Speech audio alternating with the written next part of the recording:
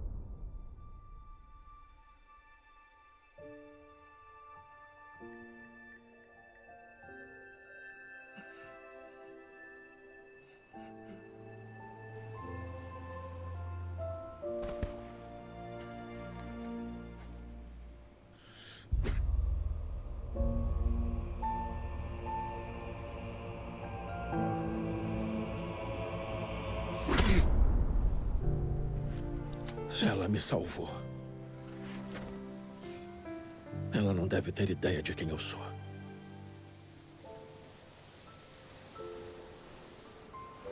Uma ilha deserta. Parece que vamos ficar aqui por um tempo.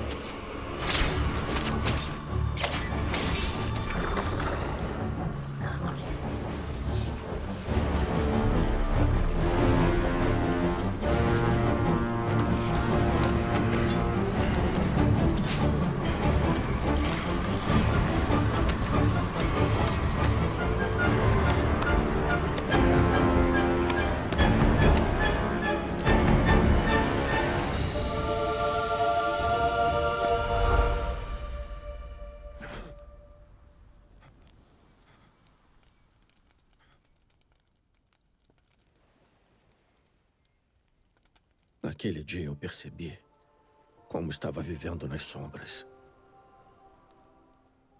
E que só um pouquinho de luz dava uma nova perspectiva para tudo.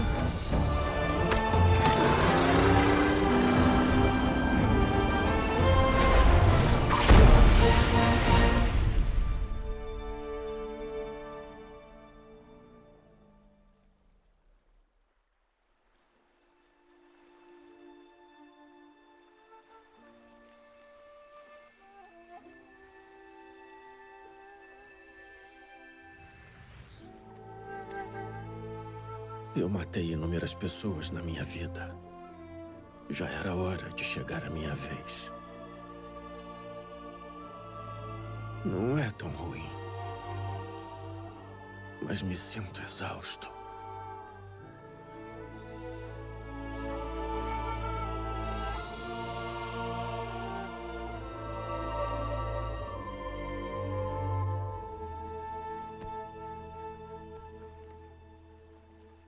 Olha, parece que a chuva parou. Que bonito.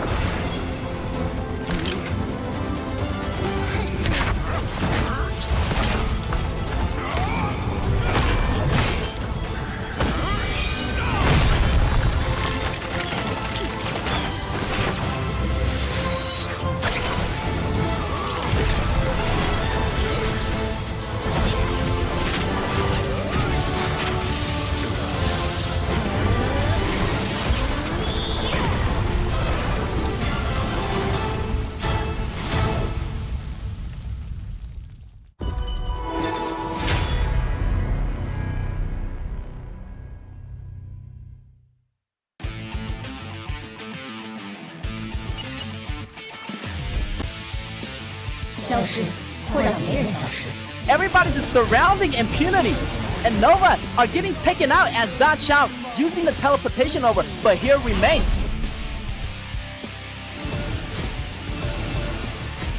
粉碎他们！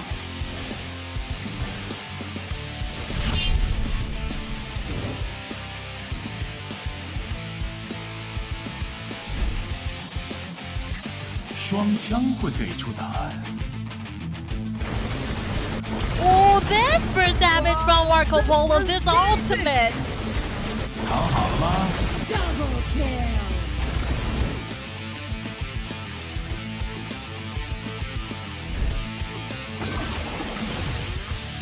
围猎开始。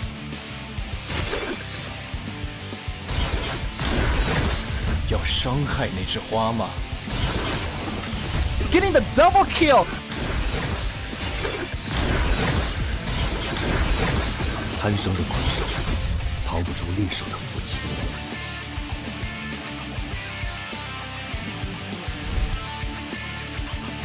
大小姐驾到，空中闪开！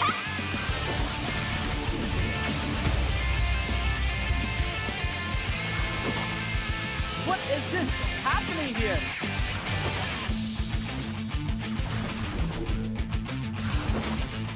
火力全开！ It will be the end. Gonna be ace. 你也是本小姐的粉丝吗？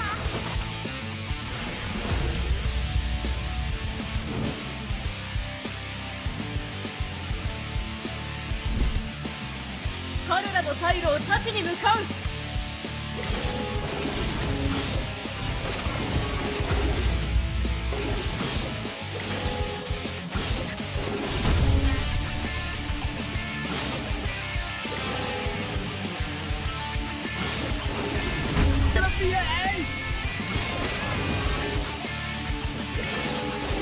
Quadra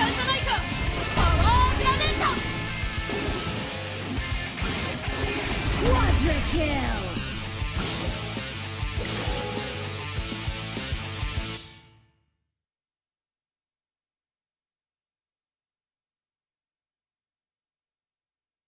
Dear players, as the S1 finals come to a close, the much-anticipated 2023 KAW Season 2 is set to begin again.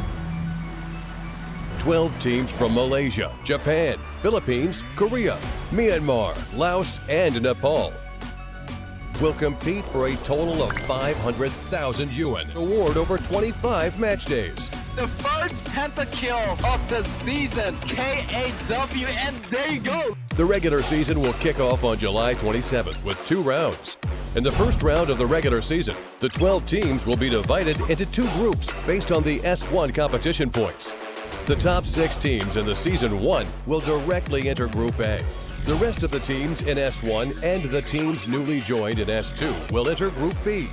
Teams from each group will be playing against each other in a BO2 single round-robin format in 9 days, with 3 points for a win, 1 point for a draw, and 0 point for a loss. After the first round, the qualification for the game will be determined based on the point ranking. The teams ranked 5th and 6th in Group A and top 2 teams in Group B will compete for promotion and relegation format in 2 BO5 games on August 11th. The winning 2 teams will enter Group A in the second round, and the losers will enter Group B. The second round of the regular season will start on August 13th. All teams will have their past points cleared and will participate in a 9-day intra-group BO2 single round robin. After the game, all teams in Group A and the top 2 teams in Group B will qualify for the playoffs, while the remaining 4 teams will be eliminated. After the regular season comes to an end, the playoffs will start on August 31st. The 8 qualifying teams will compete in a 5-day double elimination competition, as shown in the diagram, for the 2 tickets to the finals. The much-anticipated KAW League Season 2 finals will take place on September 7th. There will be a BO7 single elimination competition, and when the game is at 3-3, it will enter the Ultimate Battle Mode. And then the first team to win 4 games will be crowned the Ultimate Champion. Finally, we are pleased to announce that the champion of the KAW Season 2 will be directly for the 2023 KIC Wildcard Qualified competition, and they will compete with teams from other countries and regions for a place in the 2023 Honor of Kings International Championship. Who is favored to win the championship? Let us look forward to it together.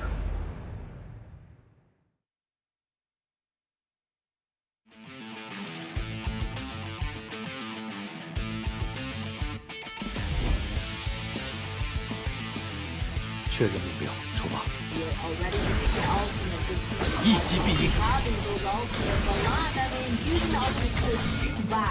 And unfortunately, the backline cannot survive any longer. RCG is waiting for the next round of abilities, and I know exactly how.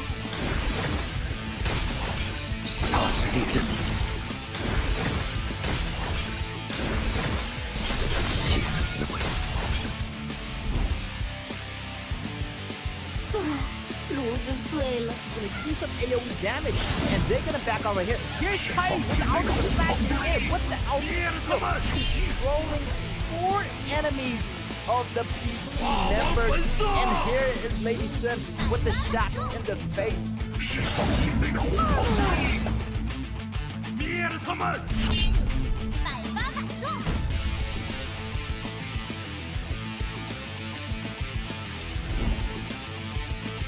需要我解决什么？什么都可以。 Solane is in trouble here. He still has that smite. He's gonna get it, but he's gonna find the rest of the members of Phenos surrounding him, and I don't think that's gonna be worth it. First blood already going to Phenos, and yeah, that frozen is gonna be a great ability, knocking down Lua. Lua goes down, double kill for Alien. It might be a triple kill here. 出鞘！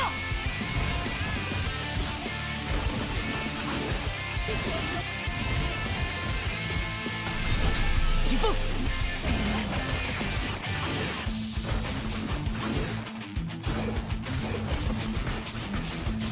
Triple kill. 墨分五色，化气尽收，聚气， They got the pump and the process. And look at that Gundam Warrior double kill the damage. 以心为念，化虚为实。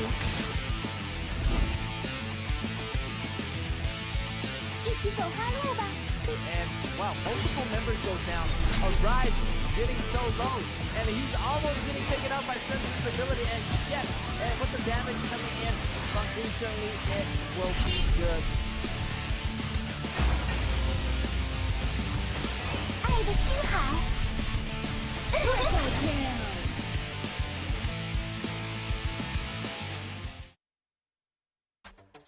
Welcome back, ladies and gentlemen, to the KAW Season 2 competition. And I'm your caster, Get. Yep, and I'm your cluster anyway. So welcome all of you back to our games today with RTZ, MAH, and our match 2 will be KG and BSE. Yes, definitely. And today is going to be our BO5 matches. And as you know, it's going to be our promotional and relegational matches. And we got 2 matches coming up for you guys today. They're going to be so intense. And the match 1 already, we got RTZ versus MAH. And the second match, we have KG versus BSC. Wow, I cannot wait to see those matches. And I know they're going to be really electrifying. So, you know, everybody better be prepared for this matchup. Absolutely. So we can actually see the group. Finally, we can see the Group A versus Group B. And then apparently we have RTZ ranked the 5th in Group A, and then MAH ranked the 2nd in Group B. So they will compete with each other and then see how, you know, whether the rank will change and whether MAH can actually move back to Group A. Yeah, definitely. You know, MAH definitely did really well in Group B. You know, now they're facing Group A, a little bit pressure there, but you know, RTZ at the bottom of Group A. You know, I didn't really expect RTZ to be at the bottom, at the 5th place right now. Currently, maybe I gave them a little bit too much credit because last season they were the champions of the regular stage. So, you know, maybe a little bit too high of expectation for RTZ. But today, you know, they're fighting against MAH. So they might have a better chance since they're fighting a Group B member. And also, as you mentioned, like before the match, RTZ actually was pretty strong in last season. Especially they beat Nova in the very beginning stage of last season. But yes, somehow, you know, probably they'd make a bit of changes, and then especially with this batch of the game, probably they still need some of the time to get used to it and then adapt to some of the mechanisms in the game. But of course, when tonight versus MAH, so probably they can actually have a bit lesser on the pressure. So to see how MAH can cope with RTZ's aggressiveness. Yeah, RTZ can definitely be a little bit more laid back since, you know, they're fighting MAH. And last season, RTZ pretty much, you know, dominated every time when fighting against MAH. So yeah, they already know what MAH is capable of. So, you know, they have no problem fighting back.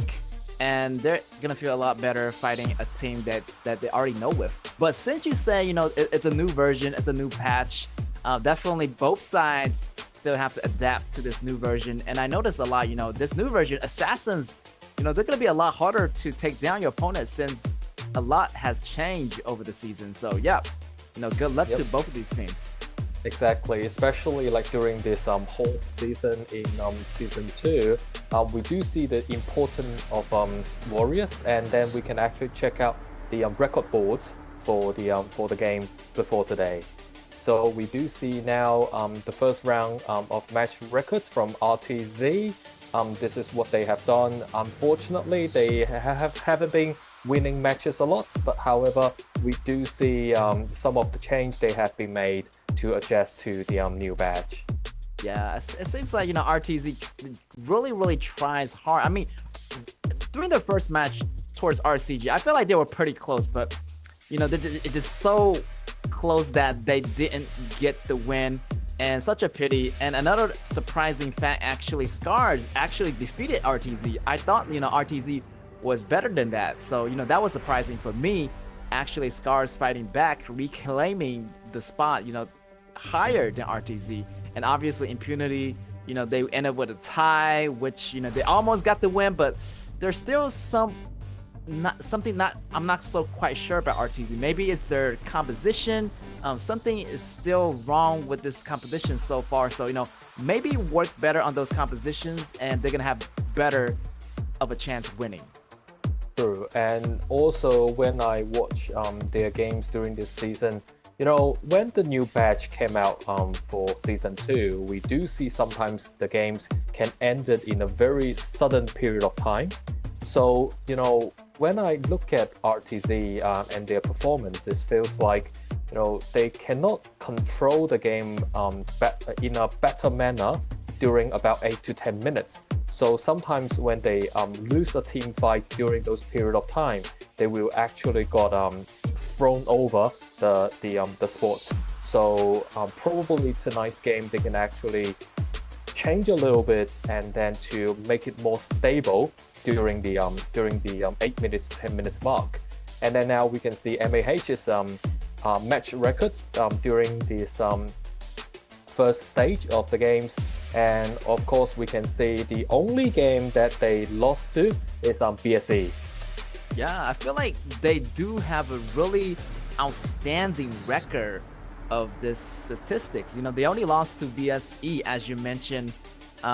Group B, I mean, they're having an easy time in Group B. And, this time MAH is actually facing someone from Group A.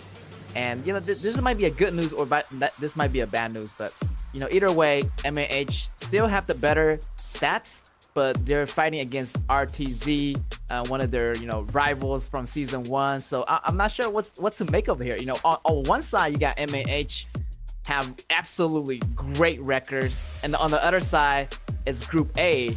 I'm not having so much of a good record, but still, it's a team in Group A. So, it's these two teams competing off each other. So the top team from Group B versus the bottom team from Group A.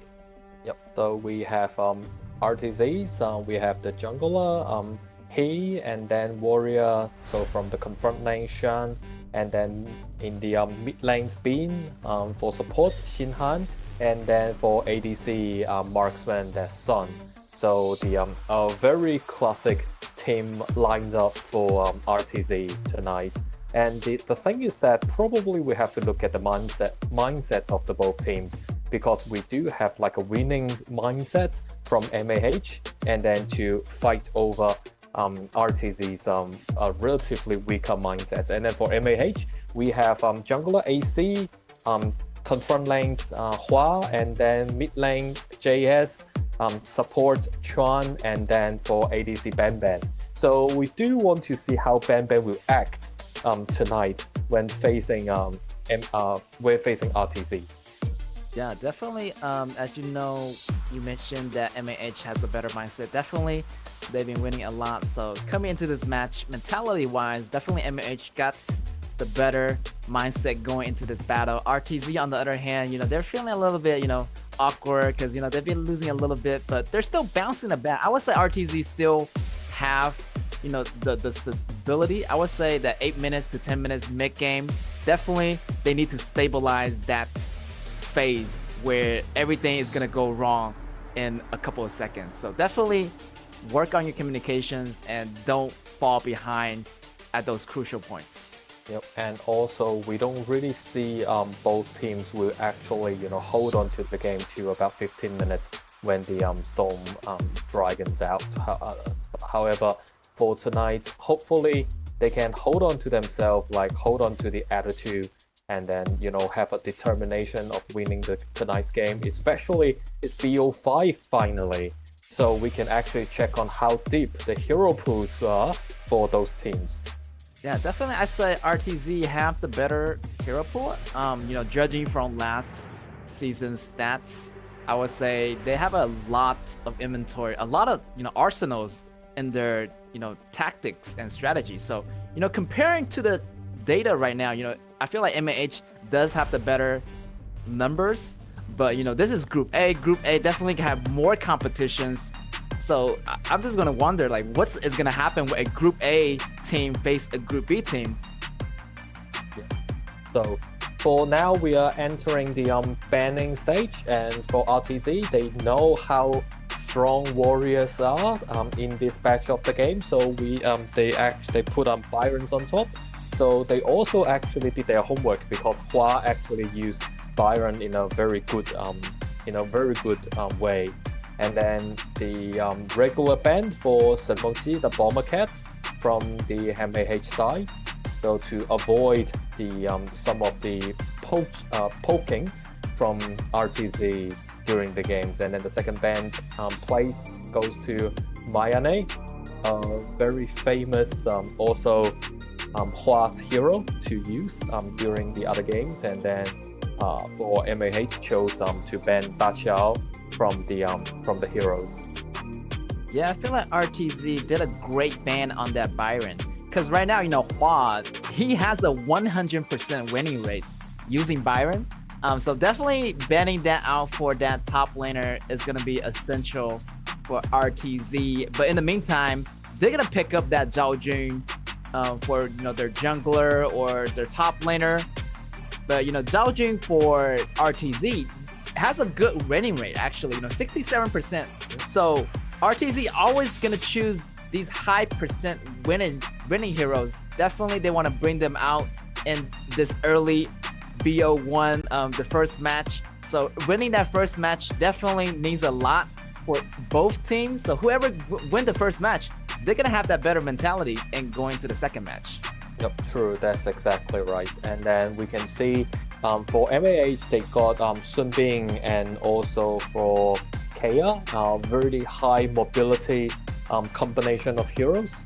So in this way, it's actually better for KAW not being caught by the opposite side. And then for RTZ, they are trying to get Zhao Huaizhen, very regular picks for this season, a really strong jungler. And then they're looking at locking in Charlotte, but not sure yet. But as you said, they have Zhao Jun on the picks, because it's like a really high percentage of winning rate, at least for their team. So they actually lock in for the Charlotte and Zhao Jun. And on MAH side, they got Alien, a very famous hero, a popular hero being picked in this season as a new hero for the badge. Yeah, and Alien also has a 100% winning rate for Hua, their top laner. So this top laner pretty much has a lot of 100% winning rates on those top heroes, and Alien is going to be one of that hero. And for RTZ side, Zhao Jun, as you mentioned, also has a high winning percentage of 67% for RTZ.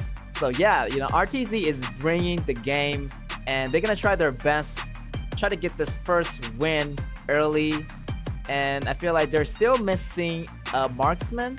The Garo got banned, so they're gonna have that option of using maybe Gunshan Li, or maybe some other hero, maybe like Lady Xuan is popular. So definitely the prevalent meta marksmen for RTZ.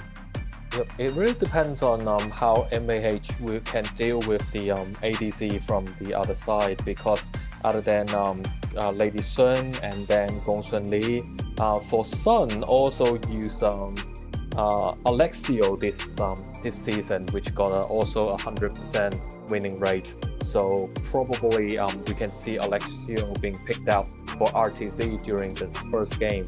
And we can see MAH is banning on put a ban on Luban Master, so to continuously to reduce the mobilities from the ADCs on the other side. And then we can see RTZ ban away Mankey. So in this way, it won't have another, as we said, pokings from MAH to RTZ. Yes, and also over here, MAH, what a surprise pick. I was thinking their jungler, they might pick up, Miyamoto or Ata, but this is a new hero that they haven't picked a lot, but it's gonna be Agudor. And yeah, this is a surprisingly pick from MAH. So I'm not sure what they're doing here. Maybe they're gonna try a little bit different kind of strategy using that aura from that second ability. They're gonna have a faster pushing power on MAH. Definitely RTZ got those lane clearing capability ready, and also bringing in the Gunshan Lee and also that Cheyenne as support. So, you know, RTZ is using something that they're not having so much of a high winning percentage, but against MAH, I feel like it's gonna be enough to fight them with. Yep, and smart pick from MAH with Yixing, because we all know that Cheyenne can actually create a really good recovery for the the HP bar, and then by using Yixing, and especially in the during the mid games when he can actually bring out the venomous stuff that can actually create a really good, with the cage, we can actually create a really good limitations on the HP recoveries from Cheyenne on RTZ side. Yeah, also Cheyenne, she has to stay really close to his teammates, so there will be a lot of people kind of grouped up around Cheyenne, so it's a good thing that JS pick up that Yixing. Also, it's going to be a lot easier for him to land those abilities, so it's going to be a higher chance of him using that cage to surround the multiple enemies of RTZ. So yeah, I feel like, you know, the great last pick on that JS on Yixing. Yeah, it's a fabulous combination from both sides. So yeah, I wait and see what's gonna happen. Hopefully the laning phases isn't gonna go crazy, and, you know, one side is gonna go sideways, but, you know, good luck to both teams. Yep. And as the very first game of tonight, hopefully we can see a brilliant match tonight. But when they picked out Gongsun Li, I didn't expect them to pick out Cheyenne, because I'm just thinking when Gongsun Li is flying around, probably she won't land in Cheyenne's ability to get the HP recovery. So I'm just wondering how Gongsun Li can be supported by Cheyenne. So now we have the game is started. We have RTZ on the blue side, and then we have MRH on the red side, and let's see how this game will end up. Yeah, I was thinking about that too. You know, Gunshan Lee kind of, you know, flying all over the place, and you have Cheyenne activating its skill, try to heal, but, you know, it's gonna be hard for that support to catch that marksman at the same place every single time. So maybe this support is not gonna follow Gunshan Lee a lot. Maybe it's gonna support the mid more to help with the rotational, and maybe help the top lane together. Right now, like, Cheyenne is pretty much at the mid, and the fight 1v1 at the top. RTZ arrived at the scene, and he might be getting taken down as the first blood, but look at the heal, the tankiness from this new hero, but he still gets taken down. 2v1, definitely first blood, gonna go to RTZ. Yeah, but the thing is that I just don't understand why, you know, Alien turned back and then tried to fight back. You know, that is like a 2-on-1 situation. It's not worth it. But eventually, like, how probably this is their strategy, because basically we have Yixing and then Alcudor, as well as KAW and Sun being like waiting in the mid lane to see how they can make something happen in the mid lane. But now they are moving down to the top lane, and Yixing is still on is already level 4, so the cage is ready. Yes, and we might feel like a dive here going underneath the tower, but, you know, they decided to back off for the moment. Maybe there's sense some kind of danger coming in mid, because this is gonna be 3-member of RTZ mid, and the rest of the MAH is here. But, you know, Zhao Huaizhen is taking all of the damage over here. Wow, taking a lot of the damage, but Zhao Huaizhen goes down, and wow, so much tankiness from this top laner, and MAH pick up a double kill just from that skirmish. Yep, and that's why you have Alien, because during this whole season, as a new hero, it can actually take on a lot of damage in the beginning of the game, especially with its ultimate ability. And we can see this is in the beginning when Zhao Jun came up to support, and then we see Alien. You know, he actually used the flash and got away, but then he came back. I'm not sure whether he wants to, you know, fight Zhao Jun out of a surprise or not. Yeah, I was thinking like he wanted to turn back. Maybe he thought like Zhao Huaizhen was around in that blue area, but so he's thinking like he might die anyway. But you know, once you run away, maybe you should try to run away. But anyway, they still got the double kill. So yeah, they're fighting back, and it's pretty much worth it. 2 for 1 so far. And while MAH is actually being really aggressive right off the start. Yep, and this is like, as you can see, you know, the cage is actually very effective. However, they do need to look after the farm lanes, because for Gongsun Li, her ability can actually clean the lines in a very fast manner. So in this way, they need to protect their farm lanes first turns in a better way. Otherwise, you know, with Chai Yan and Gongsun Li on the bottom lane during the farm lane, then it's, you know, quite pose a threat to them in the later stage of the game. Yes, definitely. And we have Zhao Jing always coming down to the farm lane to try to help out, you know, Gongsun Li to farm as much as possible. But it's going to be really hard because JS has that mini CC control over the whole team. And that's going to be one member getting caught there, and also another ultimate coming from KAW. And that's 3 member getting caught in that sandstorm. And 1 member falls, and MAH just using that momentum, getting that tyrant, and getting another kill. This is crazy. MAH, you know, on the top side here, but still, Alien came in a little bit too close, and he goes down.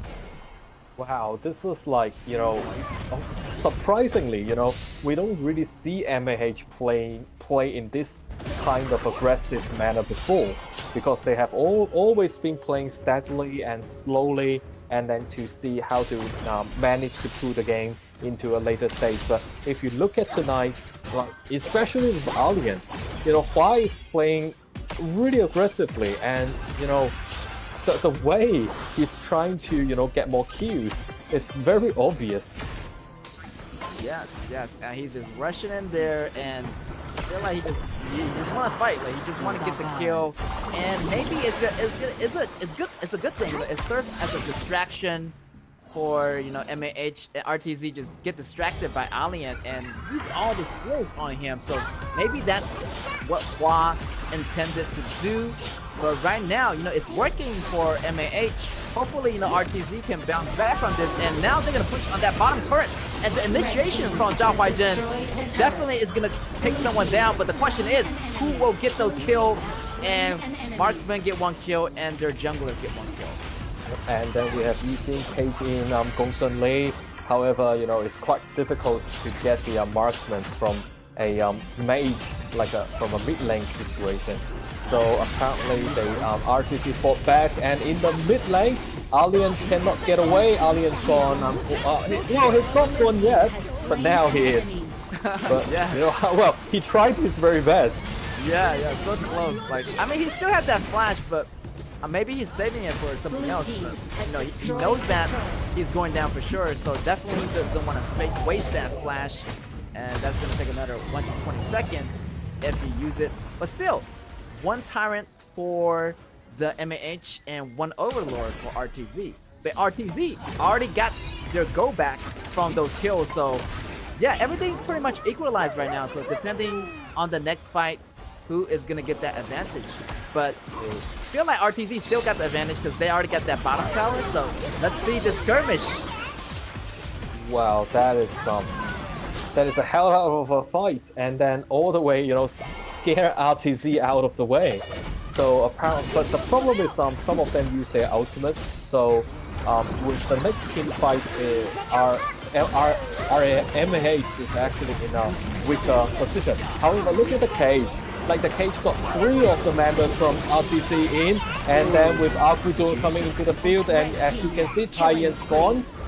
And then now they are still moving into the jungle area, invading the red buff area to see they can actually, you know, clean out the jungle and then see if they can pull the first tier Terrans from RTZ or not.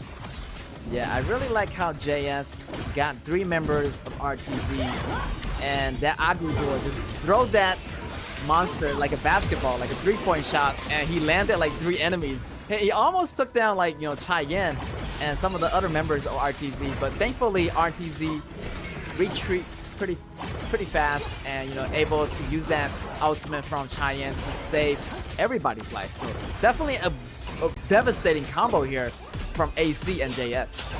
Yep, and also we can see from MAH, they are trying to make the Venomous stuff out as soon as possible, because we do see Cheyenne's healing ability is helping his team to regain a better, a healthier HP bar. But now you can see once again another team fight, and both only got the Terrans. However, they're still trying to have a fight. But from RTC side, Zhaojun's gone, and then the CC got another also control Cheyenne once again. So we can see JS has a really high accuracy rate with the CC abilities. Yeah, I feel like RTZ don't want to walk into those team fights, you know, so not prepared, because individually I feel like RTZ can fight off pretty much singly anybody of MAH, but once MAH are together, they're such a strong force. I mean, the team battle wise, definitely MAH has the better composition here, with so much AoEs and so much CCs coming in from Shenbing and JS. So definitely they want to stay in those groups, and the fight is going to be happening. So many CCs right there and so many AoEs. So yeah, they better watch it. But here comes Zhao Huaizhen. Now they're in trouble. They all up using all of those abilities. They're out of moves here, and this is the perfect time for RTZ to fight back. And Charlotte is still trying to kill and then get Agudor. However, Agudor escape away. However, it's like, you know, 2-4 situation, and the game is very much favoring RPG now. And you can see the team fight here. Well, they are moving into the mid lanes, and then also it's 10 minutes mark now.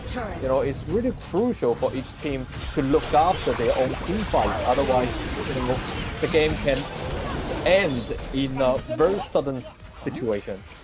Yeah, I feel like MAH has to be more, you know, taking it a little bit slower, because once you don't have a lot of your abilities, you have to back off, because once you don't have all of those moves at once, you have to back out unless everybody's ready with their ultimates. Then maybe you can win the team fights. But once one member doesn't have the, you know, right moves for the situation, RTZ is just gonna break it apart just one by one. As you can see, like, one member falls, Zhao Huaizhen came in and broke the formation apart, and that's where MAH started falling apart right now. Like, they're behind in goals, and they're behind in count, and sooner or later they're gonna lose those objectives, and those jungles is gonna get denied by RTC.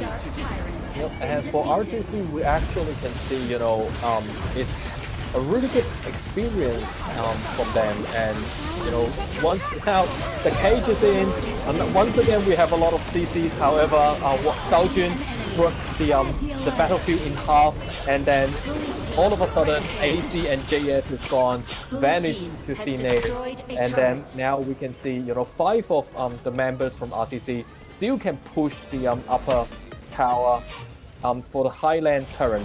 So it's quite dangerous for MAH at the moment, because, you know, they are in a really huge downwind situations now. Yeah, RTZ has a lot of damage here, you know. And the initiator, I mean, anybody can really initiate on RTZ. I feel like MAH does have to rely more on those AoEs. But right now, they don't have enough damage to kill anybody of RTZ. As you mentioned before, you know, even with the Venomous Staff, it's not going to slow down, you know, Xinghan's recovery. Also, Xinghan has that healing spell, the Summon ability. So that's going to be a lot of extra healing power coming from RTZ, and allowing them to stay at the battles a little bit longer than MAH. Yep. And luckily for MAH, they got the Shadow Overlord on their side, so at least they can hold on the game a little bit longer. The problem is how can they actually manage to control the battlefield, especially with Zhao Huaizhen always coming in the really good timing to break. So basically, they have Wang Daojun break the battlefield in half, and then Zhao Huaizhen all of a sudden came in the field and then to have a final cleanup of the battlefield. Ooh, right there, AC checking the grass by himself. He got wear down by Gu Shenli, but here is going to be a fight back. And Unstoppable going to Gu Shenli, and I feel like they're just too far behind and go. They have no resource to fight back, and that's gonna be triple kill, and that's gonna be 4 for 2 trade for RTZ, and that is gonna be pretty much the end of the game, I think. Right, so congratulations to RTC for a really clean and nice victory of tonight's very first game, and then we can see they are actually playing it in a very stable way, and also in the beginning, like even during about 5 minutes time, they are in a downwind situation, they can still hold on to themselves, and then at the end with a pretty good goal lead, and then the stabilities of their team, they got this brilliant victories from MAH. Yeah, definitely RTZ definitely did a really good job, and I feel like they always been playing this way. Maybe like the Group A people were a little bit, their skill caps a little bit similar, so every single match was really difficult for them. And actually they done it against, they're fighting against a Group B team, and they're doing it so easy. And this is hard to imagine that RTZ always been playing it this way, and now they're gonna feel a little bit better about themselves, that it's not their problem, it's pretty much it's the skill level problem. Yep. So we can actually see MAH is playing in a really hurry mode, like their mana is not stable. What happened is especially during the 4 minutes mark to 5 minutes mark, when Yixin got level 4 and most of the team member got level 4, and they try to start team fight with RTZ. Although in the very beginning they won a couple battles, however what they ignored is the gold issue. They are not farming, growing enough. So at the end we can see RTZ, all of a sudden they fought back on MAH and then got the victory. And if we look at the overall dashboard, it is the gold spread is actually really average from all those core players during the game. Yeah, I feel like MAH does definitely got the upper hands in the first 4 or 5 minutes. During those team fights, definitely they were just bringing out a lot of weapons and getting the kills early game. But they were just wanting to have some team fights, wanting to start something, and not really getting back to farming.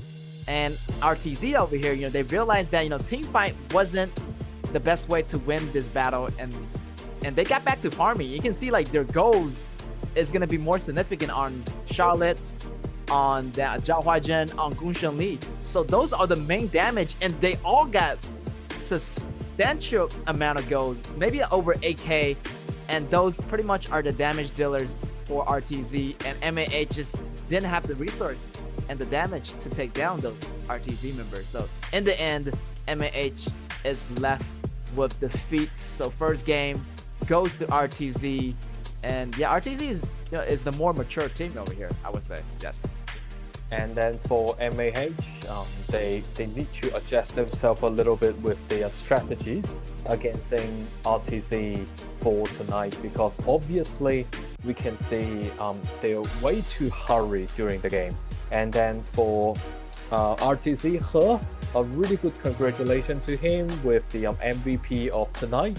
The very first game of tonight on Zhao Huaizhen.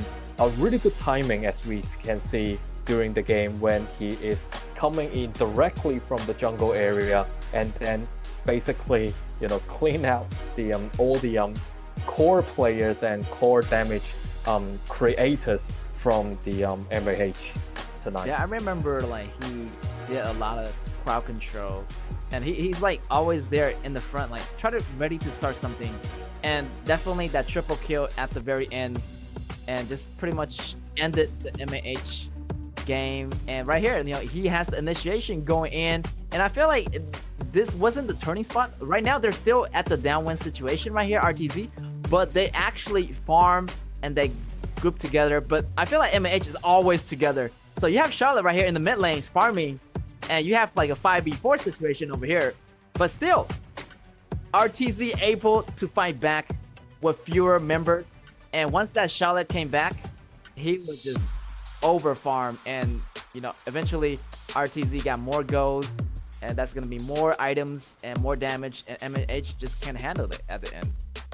And then with Justin, the aftermatch video, we can see the second video was actually the turning point of the game. And when all the MAH team members is trying to gang on the Zhao Jun, and Zhao Jun actually leave all the AoE's damage on top of them, and then like basically on top of 4 of them. So, and then Zhao Huaizhen came in. There's basically nothing MAH can do, at that stage of the game. So, for the next game, probably they should be more, steady in their fight. Yeah, definitely that Zhao Huaizhen sucked up a lot of damage and absorbed in a lot of those, spells, those skill shots coming in from Shunbing, and a lot of those skills coming in from, Akudo as well. But in the end, RTZ eventually, dominated the first round. Pretty easy for them. I feel like, RTZ is really feeling a lot better, and MAH over here, they thought they could win, but, they're facing a Group A. Definitely, that's another whole level of skill caps. So MAH still, they're taking it in right now. They're like, okay, it's the same situation as last season, so they're gonna be a lot more cautious. Definitely, I want to see how they can adapt. Maybe have a different strategy to fight against RTZ. And then for the next round, round 2, as we know, we have BO5 tonight, and just wondering what kind of lineups MAH can bring up to against RTZs in the next game. And because RTZ already used Gong Sun Li, I'm actually trying to guess, like, they might use Lady Sun for the next game, as they are one of the best ADC hero for them to use. Yeah, also they got Alexio. I would say, Alexio right now, it has a 100% winning rate for RTZ. So also that Shunbing also has a 100% winning rate. So, you have to bring the Shunbing and the Xiaohoudun out. So, whoever get those definitely is going to have a, great sustainability in those big team fights. And BP Phase 2 is underway. So, yeah, but Shunbing, I was saying that now is getting taken out. Yep, so MAH is like, no, Sunbing, not giving it to you. But it is actually a pretty good choice to ban Sunbing in the beginning, because it can actually a lot slow down the overall game pace for RTZ, especially when Sunbing's second ability can create a high amount of HP recovery. So Sunbing's gone, and then Da Qiao's gone. And yeah, I don't think we will see Da Qiao a lot more in this season anymore. Yeah. I feel like with the current recent patch, he got that new item. So yeah, a lot of people doesn't want to see Da Qiao on the opposite side, and definitely, you do not want RTZ to pick up on that Da Qiao. And RTZ banning out that Zhao Huaizhen definitely is a great ban for that, and they're gonna pick up that Byron. So yeah, having that Byron on that team, also have the 100% winning rate. So great job on the BP here for RTZ. So we were actually saying we hopefully can see Lady Sun or Alexio on RTZ side, but for MAH they got Taiyi out for support. So probably we might see Lady Sun on MAH side. So from RTZ they locked down Byron and also Kai. So very heavy weight tanky heroes from RTZ's choice. And then for MAH, as we just said, Lady Sun is on the selection spot, but whether they will lock it down or not, still a question. But for MAH, they have Lu Bu to picked out, and for Hua, he used Lu Bu once during this season, but during the game, it wasn't. It was not a positive result by using Lu Bu. But however, we do see the Hua got a lot of experience on using Lu Bu in some of the moves. And then on RTZ, immediately they saw Lu Bu, so either Zhao Jun or we have Yixing. So when Lu Bu got the ultimate jump on top of RTZ, at least for RTZ, they can got a cage out to lock Lu Bu in the place. Definitely, that's, Lu Bu jump up, I'm gonna use the cage. You jump, I jump, and I'm gonna lock you up. That's how the RTZ you is jump, I gonna jump. Yeah. yeah. I feel like they already used Zhao Jun in the first game, so definitely this time, Yixing is gonna be the other choice for the mage for their mid. And here, I feel like Lu Bu, I don't know, maybe it's not my cup of tea, but he's fighting Byron. Might be a little bit difficult for him in the laning phases, but maybe MAH is thinking more of a team work and team fight composition. So if they want to select more of a team fight composition, definitely they want more AoEs. I feel like MAH, they love AoEs over here. I don't know.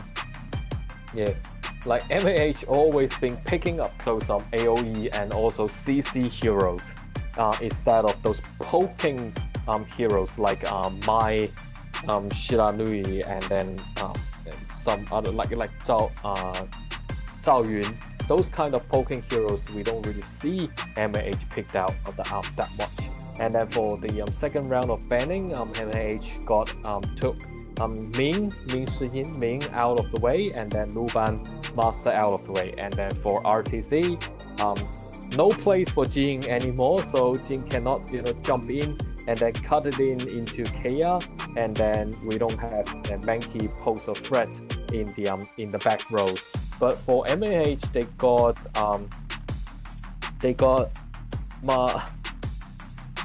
the Musashi. Yeah, Musashi. Yeah. Yep. I was thinking like they're not gonna pick Monkey. They're not gonna pick Hanshin. I was just feeling like just MAH just teasing the audience. There's no way they're picking those non-meta heroes this batch. I'm pretty sure that he's gonna lock in Musashi, because right now Musashi, MAH does have the 100% win on that Miyamoto Musashi, and on that Injun.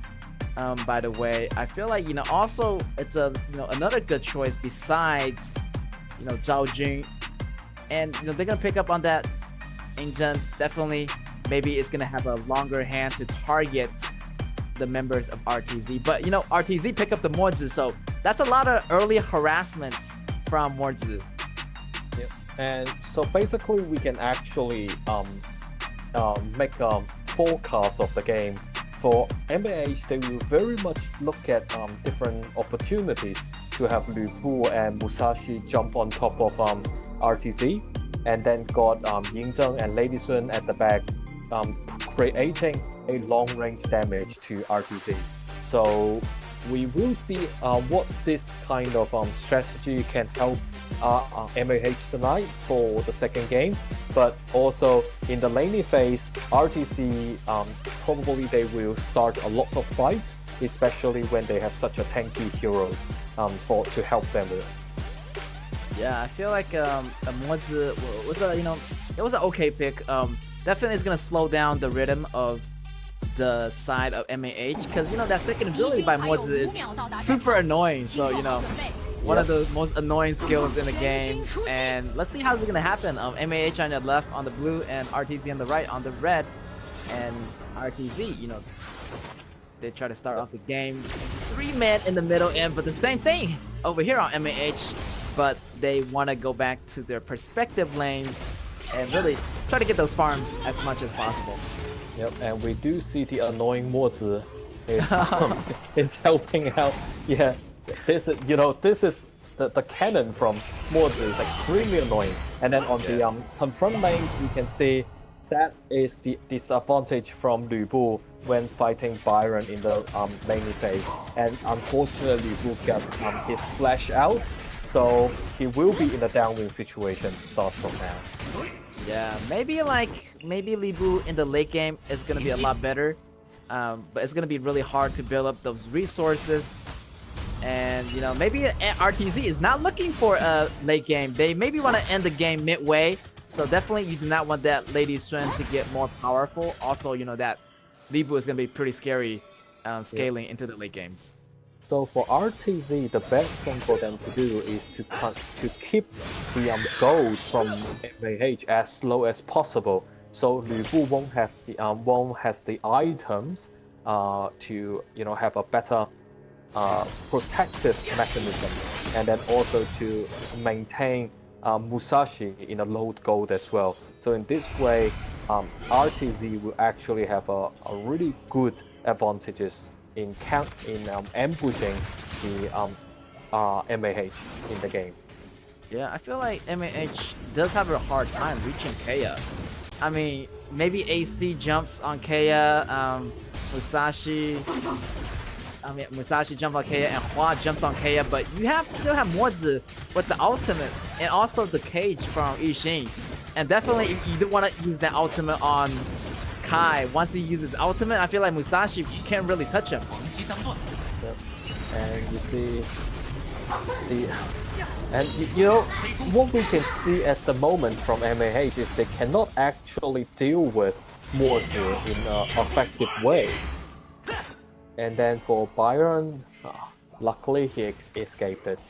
So at the moment, 2 minutes, the both team are both on 7k, so the goal difference is not as much.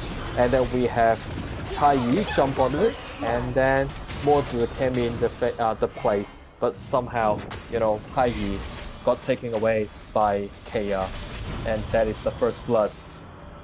Yeah, RTZ. Actually, yeah, the Mozi is super annoying. You know, that second ability is going to slow Tai down. But meanwhile, at the top side here, AC chasing Yixing, but he has to run away as Kai is going to be here. Full HP Kai. And AC, you know, he's a little bit wearing down. Even though he got the double buff, but, you know, same thing on Hug. So it's not going to be an evenly fight match, you know. I feel like Kai is going to be take down Musashi pretty easily if it's going to be a 1v1 situation. But back on the farms lane, Mozi and Sun is, you know, doing quite a good job of defending that farm tower. And then for this is the problem, you know, they have 3 people trying to come in and then take out Mozi. However, Mozi still got away. And with that amount of time, we can actually see Kai keep farming in the jungle area. So if they continue to play in this way, then the goal difference can be very severe. Would be like a severe gap in about 6 minutes or 8 minutes in the game. Yeah, at this rate, you know, here, I mean, the goal is still equalizing, but still, the farming pace is definitely going to be faster for RTZ. RTZ not trying to get into unnecessary fights, I would say. Like, they try to get into those fights where they make sure they can take away something from that. Maybe, you know, getting this tower, they have objective. They want to fight to get some objective, and, you know, once they take down the tower, you know, it's time to go. You do not want to stay any longer as danger is coming at your door right here. RTZ is playing it really safe here. Just, you know, smash and grab, not to stay any longer. I feel like, you know, MAH is having such a cursing feeling on Mozi, because we can see how, you know, Mozi is interrupting each fight between MAH and RTZ. And now Byron, we can see, you know, still in an upwing situations when he is fighting Musashi.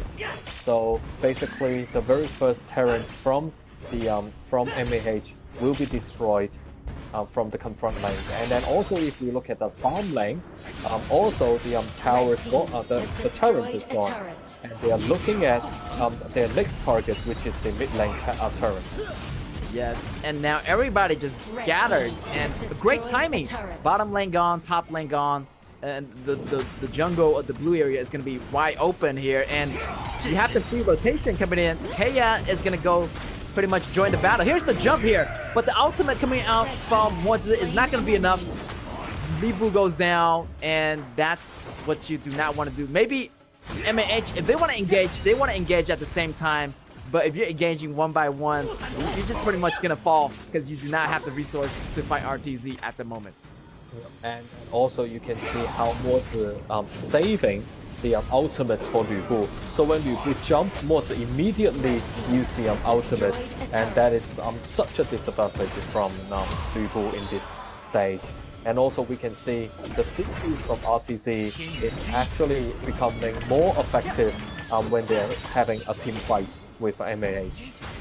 Yeah, RTZ is steadily farming up really nicely. You know, KAW is farming up really nicely. But it might be a big skirmish battle here. This Taijin actually got 3 members of RTZ, but here's the counter strike coming from RTZ, and wow, Tai just went down just like that. Definitely, you do not want to get into a team fight with the, you know, the obviously more go advantage RTZ right now. That was a very interesting coming back fight, because all of a sudden you see, you know, RTZ was trying to get away from the battlefield, but when Tai jumped in, they immediately came back, and then probably because they know they need to start a fight anyway, so why not now? Yeah, I like this RTZ playing style. Like, they're getting objectives, and they only fight battles that they know they can win. So definitely, they are getting into those, you know, more necessary battles, and you know, MAH is try to get into random battles. So you know, RTZ actually has a plan here. So MAH definitely maybe have someone farm, but not really, you know, have everybody together at the same time. Maybe like having Miyamoto farm a little bit more, then you'll come back and then send a nerd person to farm. But right now, MAH, time is going to be running out. Ribu is too far behind, and pretty much Byron and He, their jungler from RTZ, they already have the gold they needed.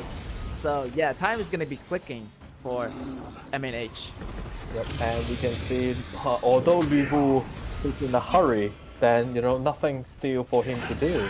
And we can see Tai came out from nowhere, try to get Lu Bu, and Lu Bu used the ultimate, and then in this way is like in a very disadvantage from our MAH, because Lu Bu cannot protect or cannot, you know, cut the battlefield in half anymore.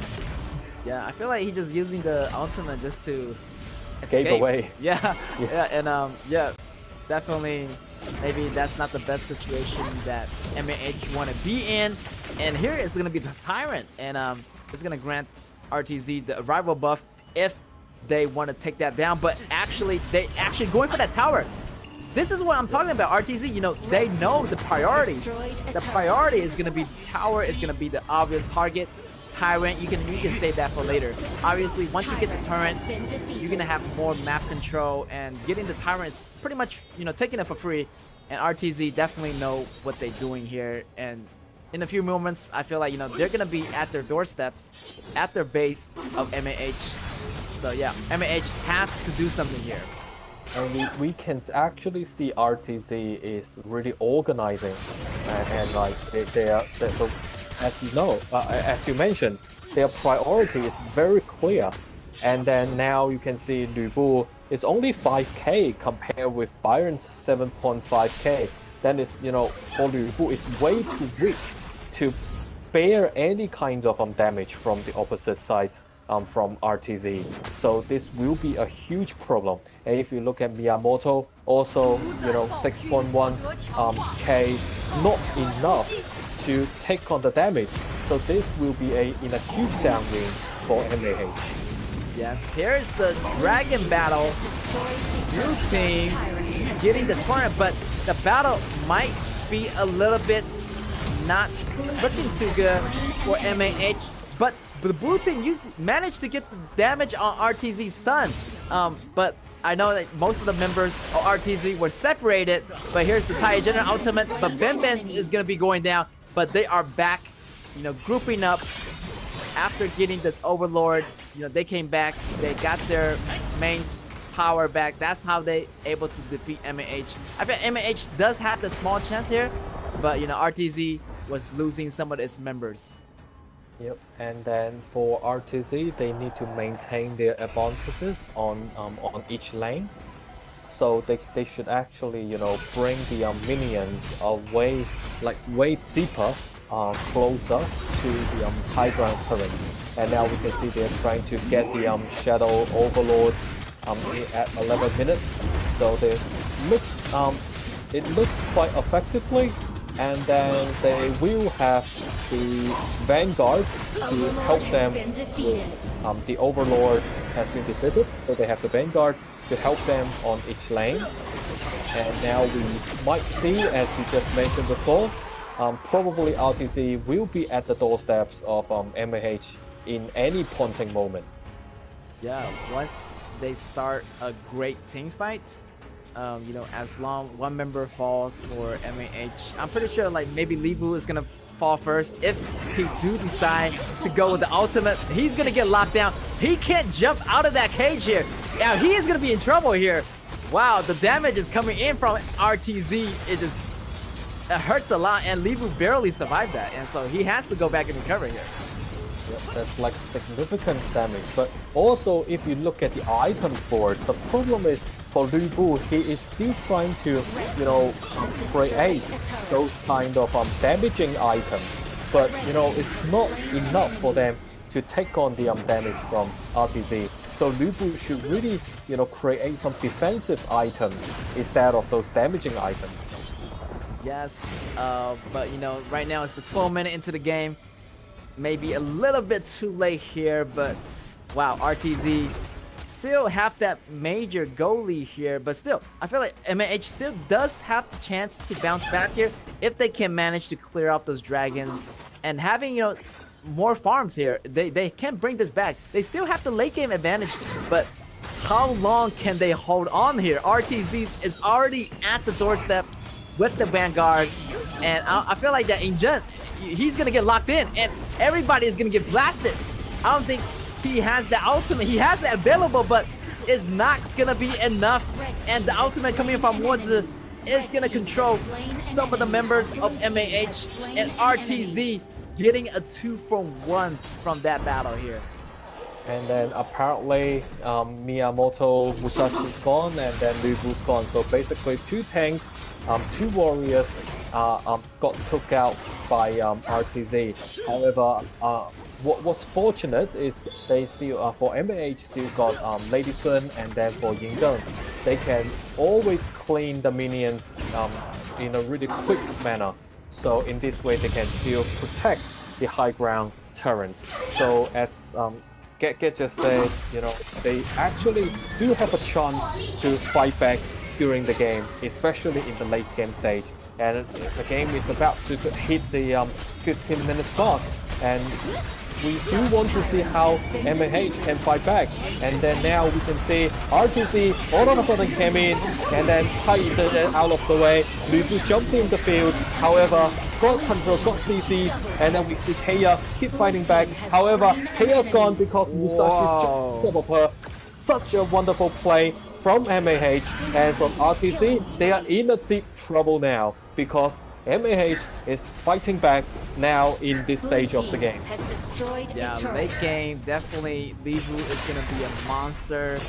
And once you get that ultimate on, multiple members and that slash of the first ability, this might be very dangerous for RTZ. 4 members down, only maybe 8 seconds left for them to get back. And right now, MAH is going all in. All in. And this is going to be it here. And here's Libu at the front line. And wow, MAH did it. MAH came back. Congratulations to them for taking this match. Yep, that was a hell of a game from MAH to, fight back on RTZ, especially after, such a 15 minutes game. And we can see Lubu and especially for Miyamoto Musashi jumped on top of the right person and then took out Kaya from the back road, so all of a sudden they can actually push all the way to the high ground turrets, and also at the end destroy the crystals, the base from RTZ. So congratulations to MAH for the second game. Wow, I feel like, Libu did a lot of work there. I mean, I feel like his playing styles, the offense is the best defense, and he went all damage pretty much. He went in, he did the Fallen God 360, and he caught like 2 or 3 members, and then he finished off pretty much 3 members of MAH, and eventually, MAH was able to finish them off, and wow, what a close game. Definitely MAH did it, and at that last moment, they just came back. The late game had to belong to MAH here. Indeed, and personally, I have to apologize to Hua, with the comments on he should, change his items to be a more defensive item. But truly, at that stage, when Lu Bu jumped in and took very much 3 of the members from RTZs away, that's all related to his offensive and damaging items that he consists to bring out. So if you look at the board, we do see RTZ was actually in a really good leading position.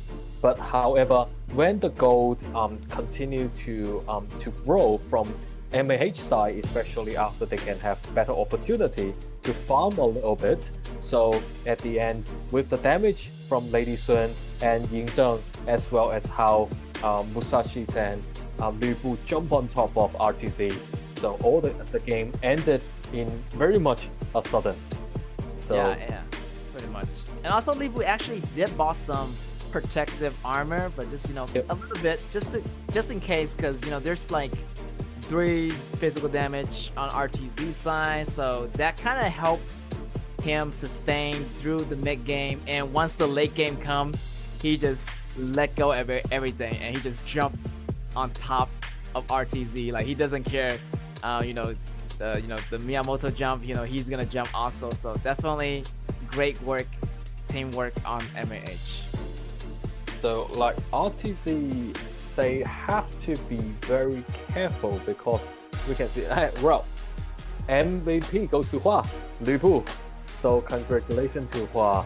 And for RTZ, they need to be very careful now, because when MAH got a game back, the overall mindsets of MAH could be back already. So with this kind of competition, especially in esports, sometimes it's not about experience, it's all about the mental, readiness during the game. Definitely. And at that point where they think they might win, but they were just a little bit over aggressive. And yeah, you can see at the replay here, this beginning match, definitely RTZ has the better upper advantage. But once Lu Bu got that, siege breaker, everything started to change over here. The last battle actually turned in MAH's flavor. And right here, Lu Bu going in, slash, boom, 4-0 trade here for MAH. And yeah, that Lu Bu was a game changer at the last moment. And wow, congratulations to MAH. They do have it in them, and I feel like they're another great contender now against RTZ. I take it back. I feel like MAH does have the capability now. Yep. And as we can see, Musashi jumped on top of KAW and then took KAW away.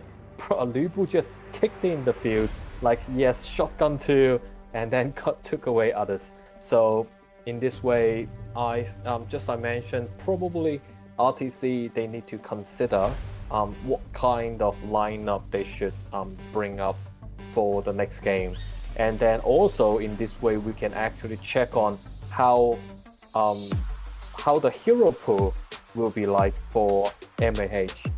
Because now to the 3rd round of this match, we will consider to see how the players can use their heroes.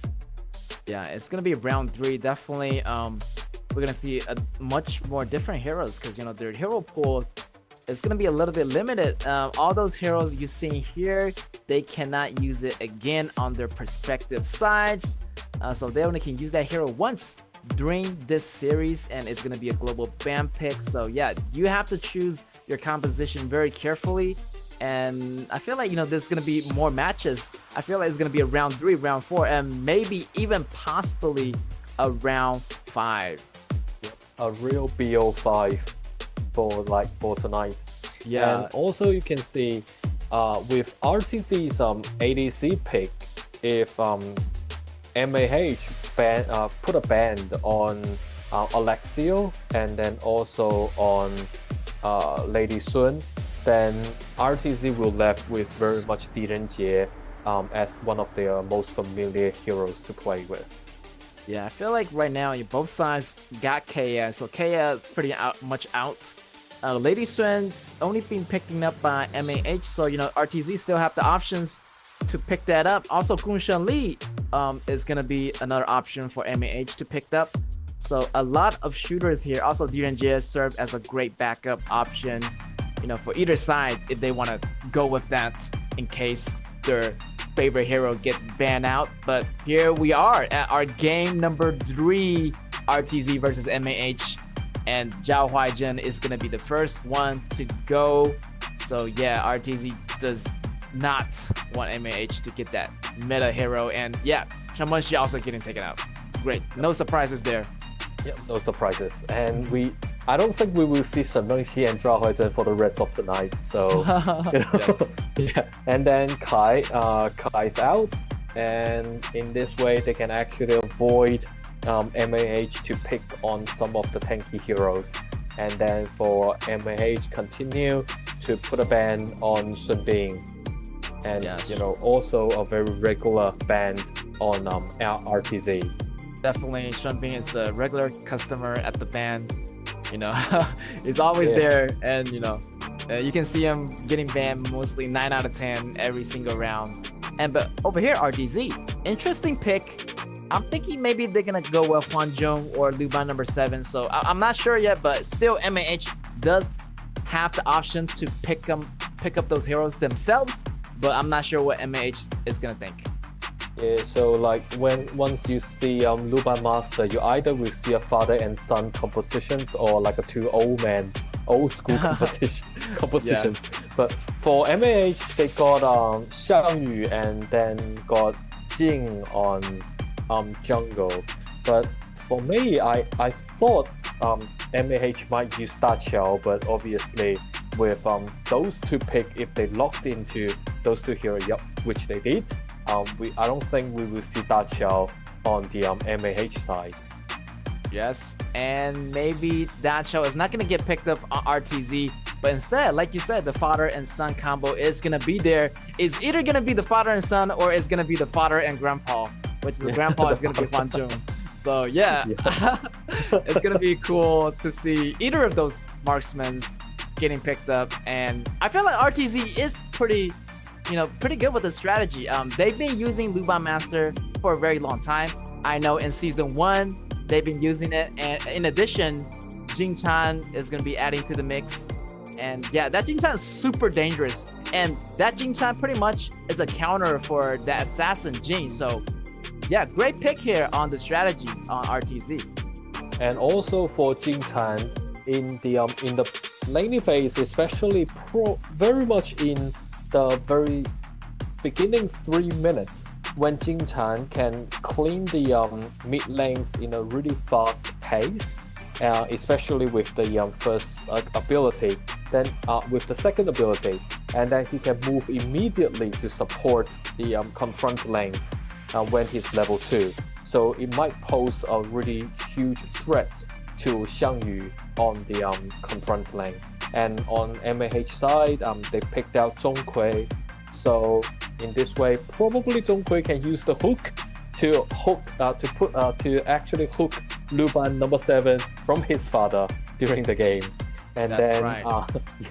And then the second round, RTZ took Ganjiang out of the way, and then for MAH, got a ban on Alien, and then for Xiahou. So in this way, RTZ, their choice of heroes and tanks will be minimized in this way. And then for RTZ, a ban on Shangguan Wan. So in this way, no more pokings from the mid lanes from our MAH. Yeah, a great ban on those poking heroes, by the way, which, you know, Luban number 7 is going to be really afraid of those damages. Definitely banning them out serves a lot of, you know, safetyness for that Luban number 7. And also, you know, that Jingchan, like you said, he is so fast at the lane clear. He can just put 1 and 2 ability and just leave the lane immediately. He can just go to any lane, still able to get to level 2 extra fast. And right here we have Ata adding into the jungle. Maybe Ata is going top. No, actually Mingyuan is going to be the better top laner here against Shangyu. And yes, definitely here it is, ladies and gentlemen. We're going to see some new heroes. We see Junhui for the first time. We see Angela for the first time. And also we see Mingyuan for the first time. So yeah, a lot of new heroes in this game number 3 here. And you know, to have Angela to pick out is actually a really good counteract towards Jingchan, because both heroes can clean the lane fastly. And then, however, if we look at, oh no, Alta is on the collection. Went top. Oh, I guess, you know, Mingyuan actually, you know, she got stronger this version. So maybe he's gonna go with the, you know, jungler, since the meta for that Mingyuan is gonna be a lot stronger for this meta. Yeah, and to be honest, like when you are saying that Mingyuan could be on the Clash lane to, you know, have a fight with Xiangyu, I thought so as well, because that's what we normally do in the game. Yeah. You know, you have a longer hand mage warrior to fight with the tanks. Has been very effective, you know, normally during the games. But however, as you said, Mingyuan got a lot more stronger in this batch of the game. So, you know, to have a faster pace to clean out the jungle area could be a lot better for the teams. And so now we have games like the round 3 of the game, RTZ on the blue side and then MAH on the red side. Yes, maybe this Junhui is going to do some harassments early game, but, you know, Luban Master is going to be there to prevent that from happening here. You know, Junhui is that sneaky hero, which he tried to sneak into the jungle and try to hook that red buff. But here's Luban Master, try to protect the red buff from hook. But he does succeed getting that red buff, and it's going to slow RTZ's jungle pace down. And he still managed to survive from that. What a cool Junhui that MAH is doing. And then Zhonghui actually avoid the missile for Luban's number 7. But to be honest, this is what we normally see, like the sneaky Zhonghui try to, you know, get the blue buff or red buff from the other side. And what surprised him is that when he put the hook out, he actually hooked Luban Master back. Oh, yes. And also here, I feel like bottom lane is going to have a hard time, because I feel like that umbrella is going to block a lot of those, you know, projectiles coming from that Luban. And also that annoying Junhui is added again, pulling out the blue buff. And definitely RTZ's jungle place is going to be slower down. And AC is already level 4, and only HUD is only level, just got to level 4. So he's a little bit behind, but no worry. Still Ata and Mingyuan at the top should be enough for that Shangyu. But here's the help coming from Junhui. It might be too dangerous here. 2 versus 3 at the top lane here. And then, luckily, you know, Mingyuan got a lot of mobility skills. However, we can see Jingchan coming in, put a restriction on Gongsun Li, but fortunately Gongsun Li managed to, you know, survive. However, in the mid lane, a huge fight with Angela's ultimate, and then Ata taking out from the team fight. Yes, and I feel like that Jingchan is gonna be that Gongsun Li's worst nightmare, because once you put that restriction on Gongsun Li, you know, she can't really do anything. She just have to move at a slower pace.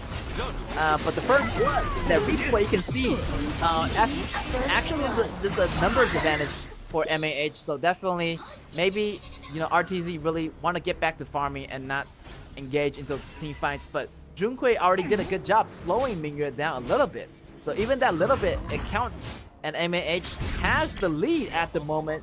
But we'll see how they can, actually, face RTZ in the mid game. That's where RTZ actually does a better job with. So let's see what happens.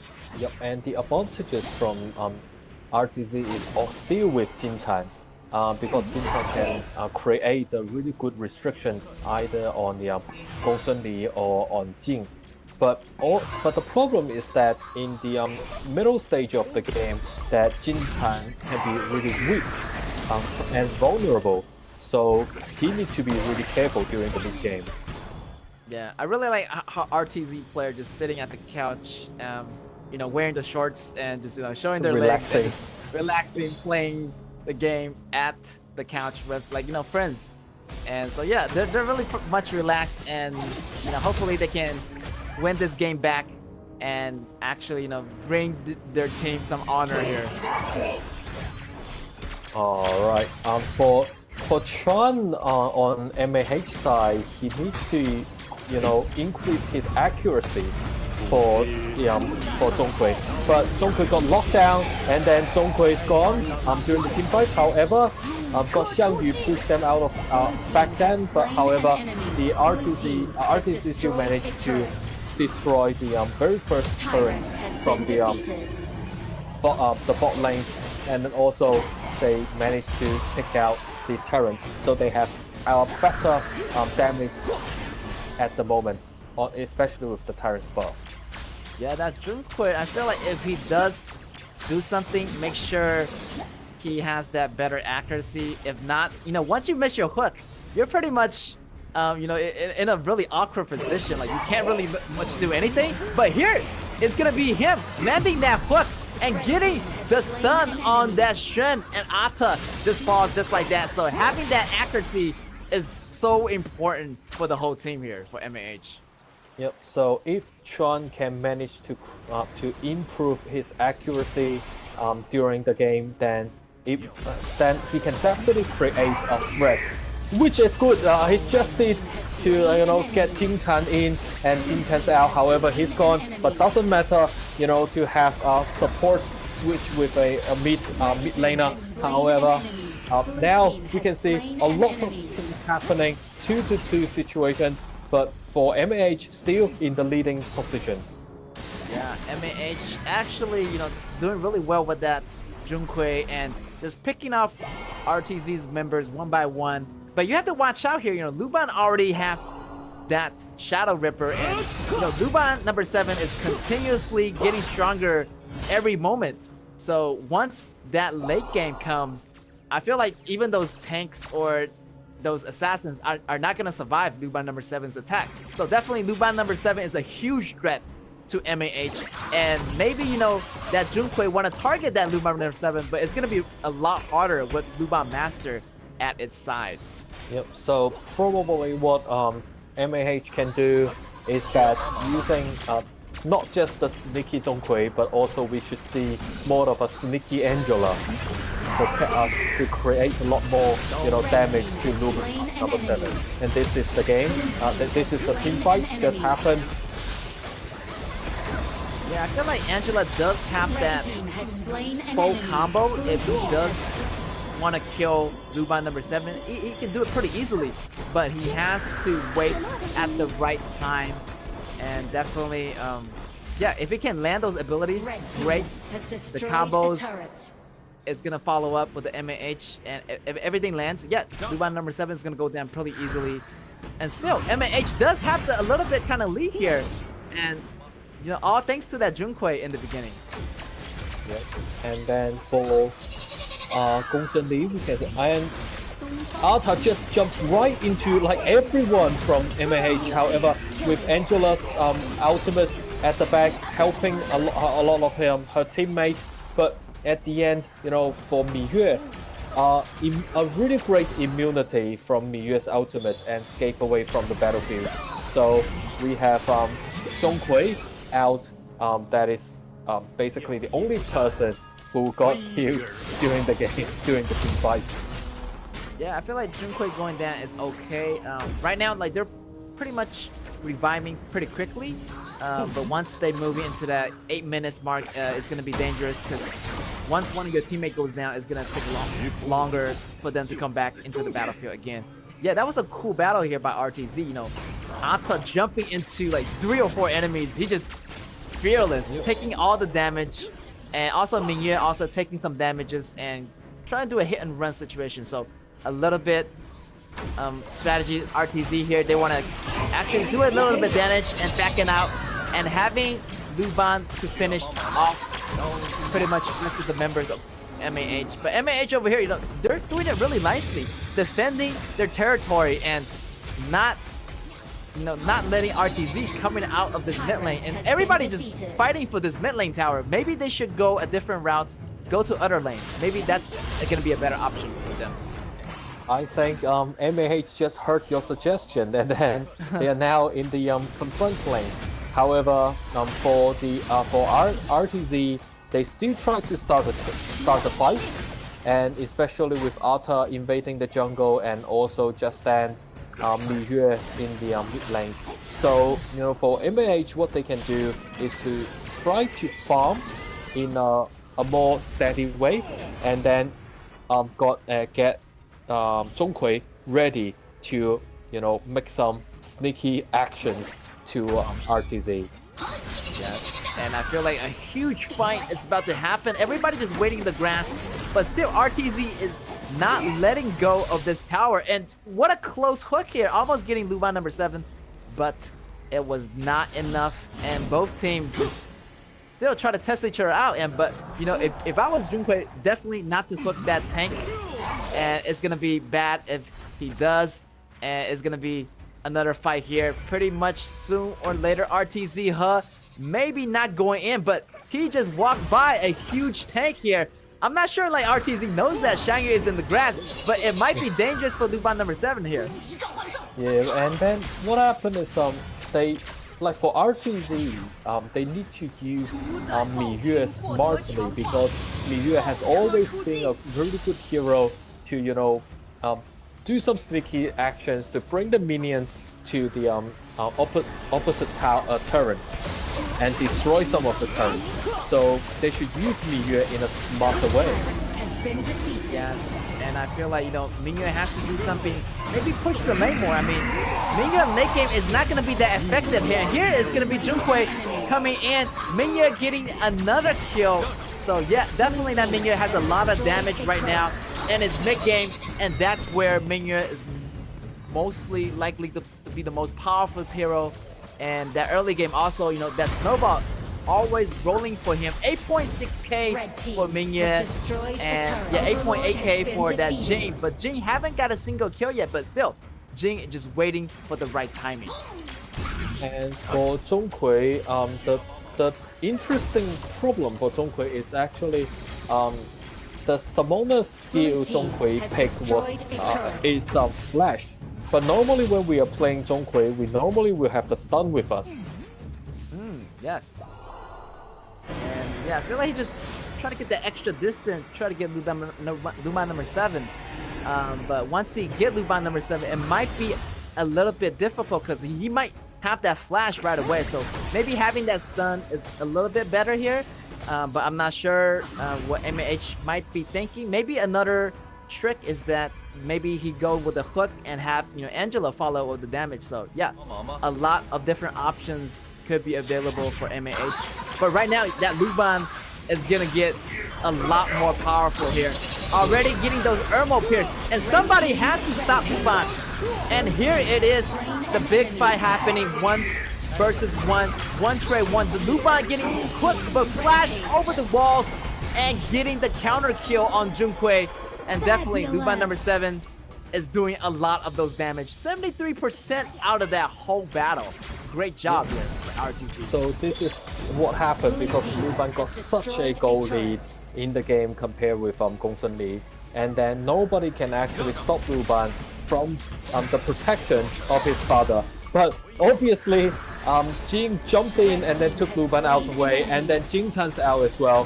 So now we have Mingyue still trying to kill Jing, and also with the support of Luban Master, Gongsun Li's gone. So now we can see the damage can be done by Mi Yue in this stage of the game, and then also can create some kind of counter attack to Jing in this way. Yes, and Minier flash over the wall, but getting caught by 3 members of MAH, and a little bit hasty here as they chase for AC, and you do not want to chase too far into the jungle of your enemy's camp. And that left for Luban Master and Ata to defend the mid. And here comes Luban number 7. He's still trying to farm up here, but they have to defend their tower somehow. Now their tower is going to get destroyed. Definitely, that Junkoi is still going to be a threat, and they have to take that Junkoi down before maybe engaging in the battle. But right now, Luban number 7 is looking really, really good on those goals, so I won't worry too much. Since he got that Luban Master, having those buffs is going to help a lot. And then you can see Jing is waiting in the grass, and then about to jump out to Luban number 7, and Luban number 7 got took away. What a great fight. And also at the same time, AC went in. Jing, at the same time, Hua flashed in just to get Luban number 7. And wow. And he just went down just like that, and everyone just target for him, and this might be it, and they have to do something here. And Mingya take down Junkoi, but Mingya is going to be in trouble. The double kill coming out for RTZ. AC goes down. That is going to be an even trade, but in the meantime, they got the inner torrent of the RTZ camp. So yeah, great trade here. I feel like MAH is still happy with those trades. Yep, and you see that was the damage from Jing, and also just as you mentioned before, Jing's farming was actually really healthy, and then Jing got like the most gold in the in the both teams. So that's the damage we can see from Jing in the game. And you see how fast Jing can take Luban out of the way, and also how fast, what kind of damage Jing can create on the terrains. Yeah, I feel like there's a lot of threats here. You have Hua, and his flash is going to be ready soon. You got Jing, he's going to go directly for that Sun, that Luban Master's son, which the player name is also Sun. This is the Sun. So cool. And so yeah, there's a lot of threats there. You have Junkoi in the back, try to catch Luban, and also Angela. Like, this is insane. You try to save impossible, match here. Where they have so much threats, and unless they clean up MAH one by one, or MAH just gonna continuously go for that Luban. And Luban, Luban is actually like Luban number 7. He is actually not being protected enough yet. And you can see the back of Luban is widely open. Yes, it could be dangerous. Also, he does have a protective item. Oh, that is gonna be a close call. He get Ata instead. Oh, actually getting Jin-chan, that's a great hook. And getting anyone was a great. And MAH putting the hammer on the nail, getting those kills. But here comes Luban number 7 with such a great damage coming out. And his damage is so high right now. Pretty much, he can take down the whole team if he's allowed to. And wow, even with Angel's ultimate, he could not take out Luban number 7. And wow, Luban Master, thankfully for his link, he was able to retreat in time, or else Luban would have been actually going home right now. I mean, like, it's very much the game for RTZ. And then before we say anything, like, congratulations to RTZ to take down the second victory during tonight's game. So it's like 2-on-1. They are in the lead for tonight's game. Yes, and the next match is going to be game points for RTZ. Meanwhile, MAH still do have a chance to bounce back if they manage to win the 4th game. So yeah, if they do win that 4th game, definitely we can have our BO5 to see who is the ultimate winner at the final moment. But still, Luban number 7 just won the game for the entire team, and he's pretty much the AD carry in this game, where he is the main core player. So everybody just very protective of this Sun, this player. Yeah. And he did a great job, and he did not let the whole team down, and everybody is proud of this Sun. For the very last round of the game fight, I'm not sure whether it's because MAH, the support player Chan, he was nervous or why, because he actually got the hook to Luban Master, and then Luban Master pulled Luban number 7 straight in, and then basically at that point in time, like 3 members of the of MAH got took out. So I mean, like, why Zhonghui got that hook out? It's just it's like question marks to me. Yeah, I feel like Zhonghui did have a great first hook. Taking out Jingchan was the main hook there, and he was aiming for Luban number 7, but instead he got Jingchan.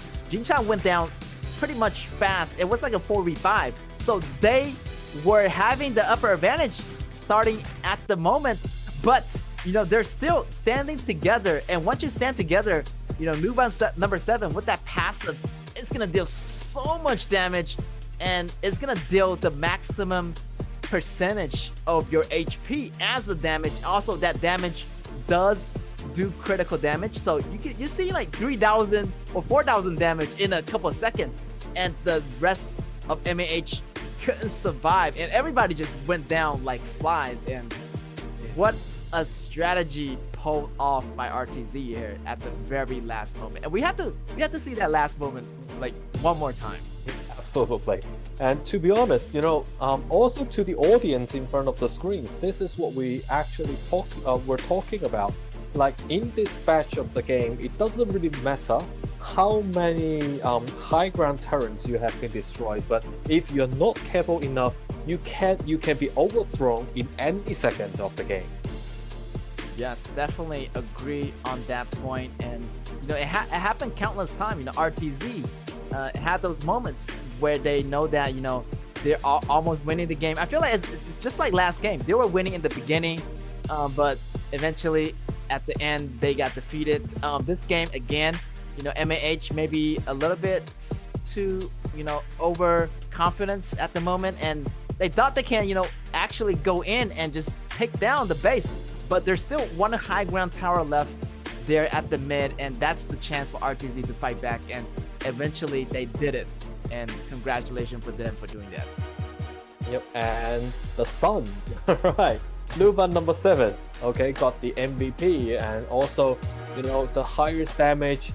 During the game, when we were doing the casting, 73% of the damage being thrown to MAH from Luban number 7.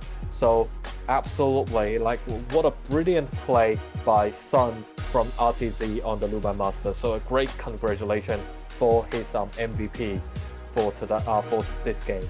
Yeah, that damage is a lot. 42.6%. That's almost like half of the team's damage. And you can see here in the beginning, MAH pretty much dominated, but eventually at the end, once that RTZ Luban number 7 got so much damage, and he was always chilling in the back. Look at that flash over the wall, and he still continued to do damage to Zhonghui, and that passive, does so much damage. And here is going to be the final moment. Actually getting Jingchan. Jingchan goes down so fast, like nobody know what happened. And also, Ata goes down, and this 3 versus 4, and they were all standing together, and also very, very low on those HP bars. And once Luban Master and Luban number 7 see that chance, they grasp that chance right away. They did not hesitate for a single second, and once before you know it, there's only 3 members against 1, and eventually RTZ got the game on that. So, congratulations to RTZ for getting that game back for them. So basically, we can see, Zhonghui did his made his effort, which we can see. However, at the end, if like as we mentioned, if hit the ability like the summoner's ability, if he chose stun at that stage, it might be a lot better to stun Luban Master and Luban number 7 a little bit to let other teammates to escape away. Yes, and also we're gonna go into the a new thing from this game, and we're gonna hear the message from these players in those fights, and you can see that RTZ's son says fight hard, just enjoy the game, and he said try our best, and RTZ's team pretty much just being really positive. Like Xuan said, April showers bring Mayflowers, and also Ben definitely leave no regrets on the battlefield. Yep, and that, for the last game, definitely leave no regret. And we can see how much harder they actually fought. And if we can see the messages from the players, very consistent, keep fighting and keep acing, from everyone. So we can see how much of a like an acing attitude from MAH it showed, demonstrated in front of us. Yeah, definitely. That's the esports spirit. Keep fighting, keep going, and stay calm. Definitely, you don't want to be humble as much as possible. And, everybody's aiming for that trophy. So definitely it's going to be a long climb. And there's going to be obviously a lot of obstacles that these teams want to hurdle over. So, yeah, good luck to everyone. Try to get that trophy. But, we still have possibly two more matches, 2 more games for these two teams here. Right now, RDC is in the lead. Now it's 2 versus 1. So yeah, MAH, they still have to try harder if they want to bring their points back. If MAH, can make a comeback for the next game, then we can see the very first BO5 full match in the season. Yeah, hopefully they can do that, and that's their team spirit.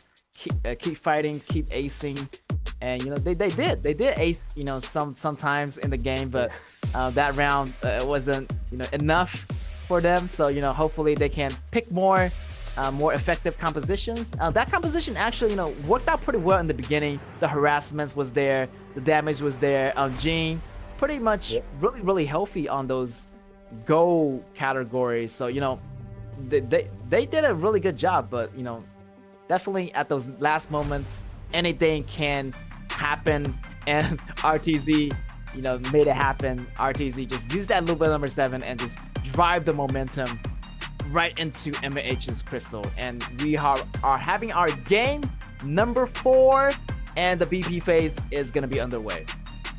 And basically, we can estimate on MAH side, we have the Shenbing and also Taiyi, and on RTZ side, we have Zhao Huaizhen, and could be Da Qiao, and could be Mayane, who knows. But the thing is that, Kai still. So, what I really want to see is the ADC farm lane heroes from this game, because both games' choice are very limited now in their hero pool. But we can see MAH got the Bomber Cat Shen Mengxi out, so a very interesting pick to support the very beginning, like the laning phase of the game, with the long range pokings. And from RTC, they got the supports out first, Zhang Fei. And with Zhang Fei, then Garros. Then that will be a really much late game compositions. Yeah, I feel like they're really going with the safe choice. Like they know that winning this game, it's gonna be over. Like if RTZ managed to win this game, they actually win the whole series of the BO5. So definitely they're gonna try their best, picking the best heroes and also the safest heroes. With that, the counter picks is going to be from the MAH side, picking up that Luban Master that RTZ used in the previous game. Maybe they're doing the same thing, father and son.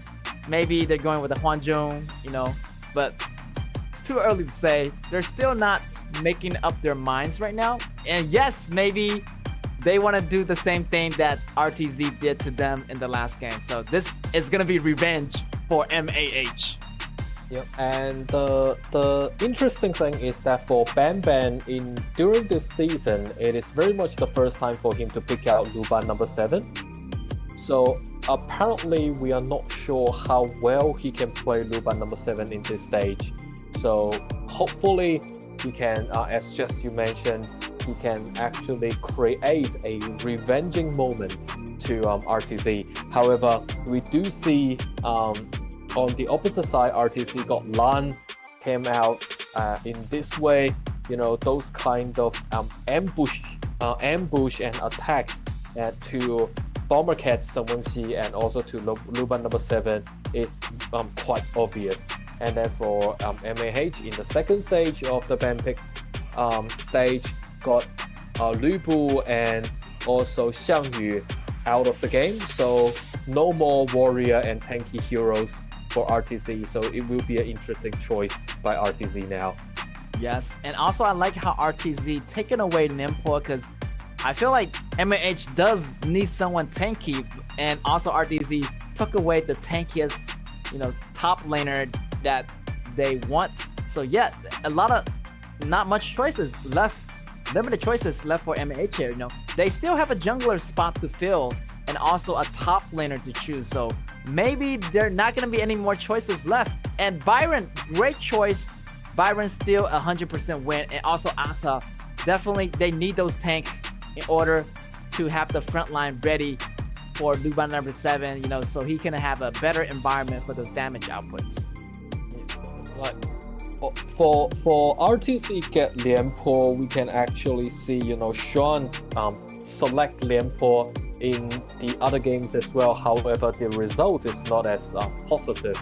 But if we look at Lianpo with the flash skill equipped on him, then like for Lianpo and Lan, both of them will pose a severe threat to the back laners from MAH, which is Luban number 7 and the Bomber Cat. Yes, and that Lianpo has a lot of immunity, so he is not afraid to step in and do a lot of damage. And also you have the cover fire coming in from Yingjun. The ultimate is going to provide a lot of cover fire. And yeah, I feel like it's going to be a lot more safer for Lam to go in and, wait for Nimpo to initiate, Ben to do the cover fire from the back. Lan goes in with Assassin. And the cleanup is going to be, the Garo and also the Janfei can serve as both initiation and also protection. Well, for RTC, with this lineup, like in a way, it's actually a lot safer than MAH, because we do see the jungler plays of MAH cannot, really reach Garo if Garo can be protected in a really good manner. So especially with Zhang Fei creating a shield and also the ultimate from Zhang Fei a stun to cause onto the other team, then Garo can be very hard to stop in the game. So for MAH, they really need to be careful with how Garo farm during the before 8 minutes. Yeah, that Garo, the late game, I rather like go with Garo, because Garo has that longer range, and also the Garo damage does hurt. But Luban hurts more, but still, the longer range definitely come in handier than Luban's number 7's range. So yeah, Luban number 7 with that Luban Master is gonna fight to his maximum potential. But I feel like even Garo by himself, he can really do more than Luban and Luban number 7 combined later towards the late game. Yeah, but obviously now MAH is trying to get some advantages by invading the jungle area of RTZ and slow down the growth of Lan. However, we can see Garo at the bottom can actually create a better damage to Luban number 7. Yes, and especially with Bomber Cap came in, and then it's really difficult for Garo. Garo's gone. That is the first blood, and unfortunately, the first blood goes to Garo, and in this way, Garo's farm will be significantly reduced in this game. Yeah, MMA just taking that first blood and such a fast reaction from the Bomber Cat. He just noticed that they were fighting, like a cage fight, just standing there, just not letting go of each other. So he just came in and just kind of distract Garo, and MAH Ben was able to pick up that kill. And what a great start here for MAH. Yep, and we can definitely see MAH got the determination, and now we can see, for Lianpo, use the flash, and also this is the good thing by using Lianpo, as you said, like a lot of immunity skills, so Lianpo can always get out of the way. However, it really depends on how much Lianpo's gold will be like in the mid game. Yes, and look at that aggression coming from JS, just flash over the wall there and just directly land that first and second ability there. And wow, he just got away barely. The tower just almost getting that Shamonshi, but not in time. But now here comes Luba Master. He's going to reunite with JS at the bottom lane. Definitely that JS has a really faster rotation than Ben. So that is going to be a lot faster rotation in advantage, and a more advantage in MAH's side. Yep, and we can see the like with this kind of action, we can actually estimate the overall communication within the team is actually really effective, because Bomber Cat can always create a great assistance to the farm lane. Yes, and right there, he's still doing it. He's always supporting Luba number 7. Here's the jump, trying to make something happen here. And here, Luba number 7 is going to get targeted, but he still have that flash just in case if he get caught in those sticky situations, and he's just going to back out. And he almost getting caught there. That was dangerous. For Garo, normally when people play Garo, when she hits level 4, they will actually to level up the ultimate skill of Garo. However, in another way, probably Sun can consider to slow down the leveling for the ultimate and then put more of the level to the first ability of Garo. So in this way, she can create a lot more damage to the opposite side. Yes, I feel like the ultimate here, like you said, it's not going to be useful right now. So maybe leveling in that level 1 skill is going to be more useful.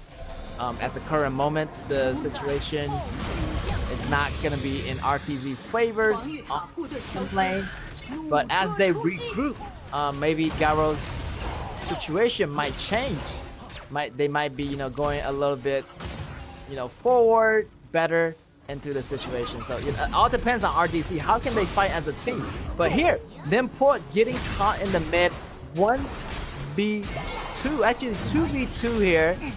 1v2, Ata versus Limport, almost getting taken out, but he still managed to survive. Such a tanky hero here by Limport. And yeah, exactly. With like 2,600 Ks of gold, Limport can be very tanky, and especially if you look at the items from Limport, it's very much like a full defensive items creating.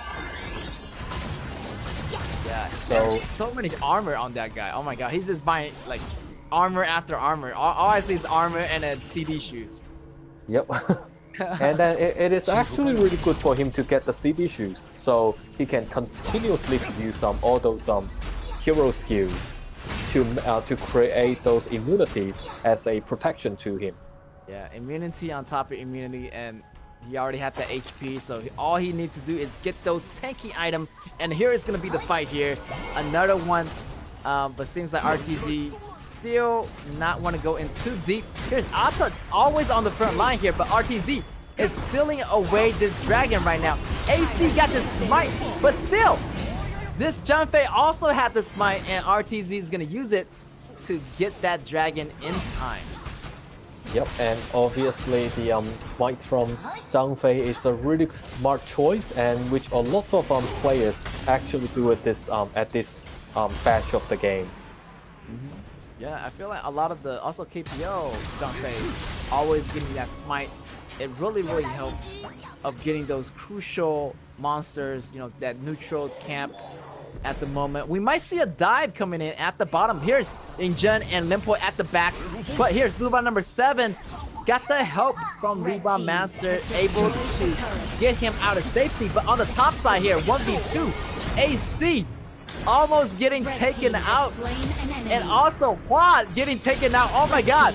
Lam 1v2 and he still won the battle.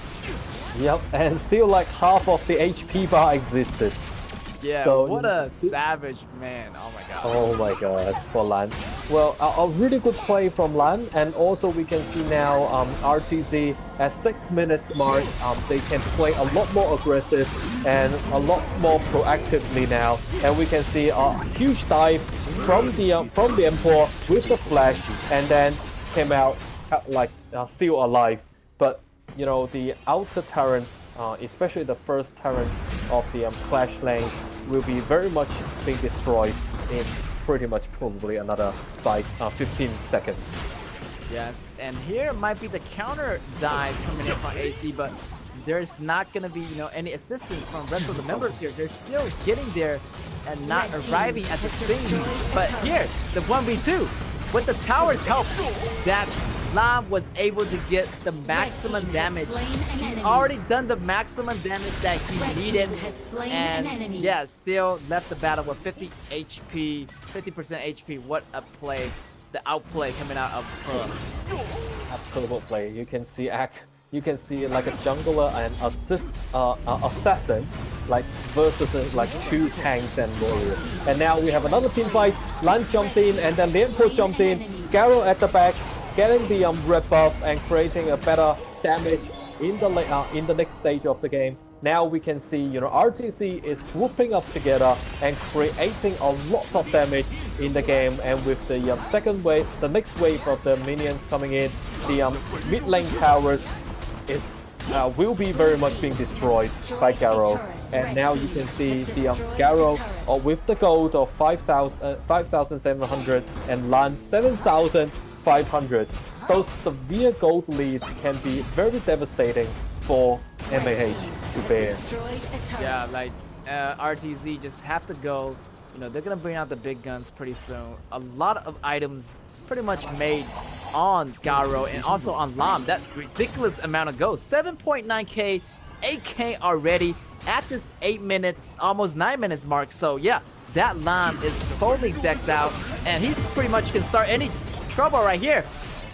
No, Janfei has to force out his ultimate to survive, but they're gonna force back MAH back to the base. Here's Lam, try to go in with the blue with the help of Nimpo.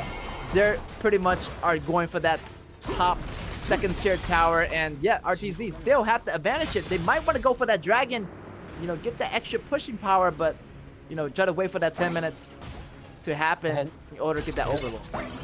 And this is ridiculous. Like Lan is on level 14 now, and with such a significant lead in the gold, I don't know what Lan is about to do now. Like it's like probably after 10 minutes, if they can get another turret, Lan will create a huge damage in the battlefield.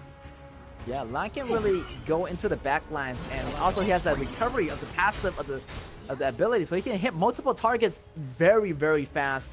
And with that go amount, he reached the maximum level here, level 15, and he's already 3 levels ahead of AC.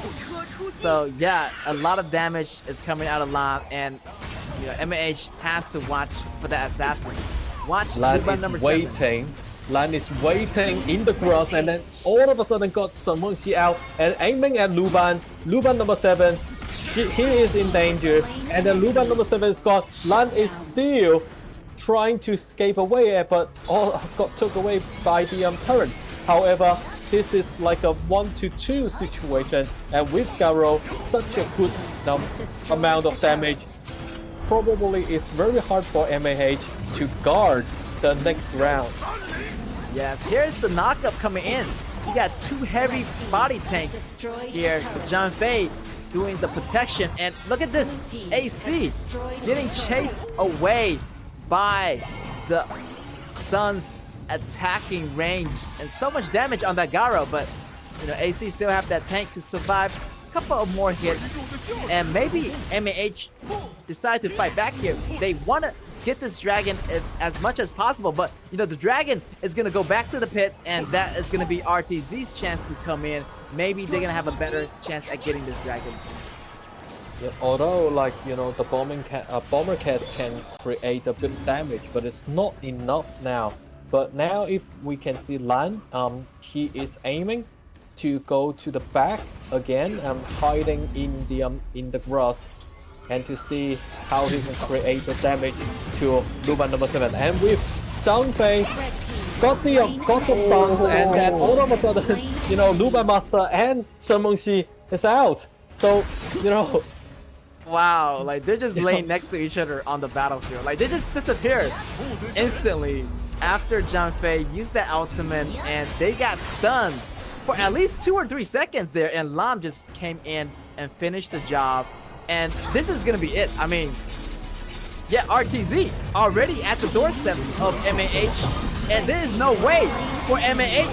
They are so behind in the goal, and Garo just is invincible right now. Also, Lam just cleaning away, and all they need to do is maintain this rhythm and have the minions, you know, go in and finish the job. But now Luban number 7 is back, so I mean, still, MAH does have a small chance of coming back. It all depending on how they can manage to protect that Luban number 7, and maybe they need to work a little bit better on their formations. The Luban number 7, also JS, gets taken out too quick. Yep. And obviously, like for RTZ, they want to secure this game. They will definitely go for the 2 dragons and then get the vanguards to help them on the lane, and then to have the Tyrant buff to create more damage for them.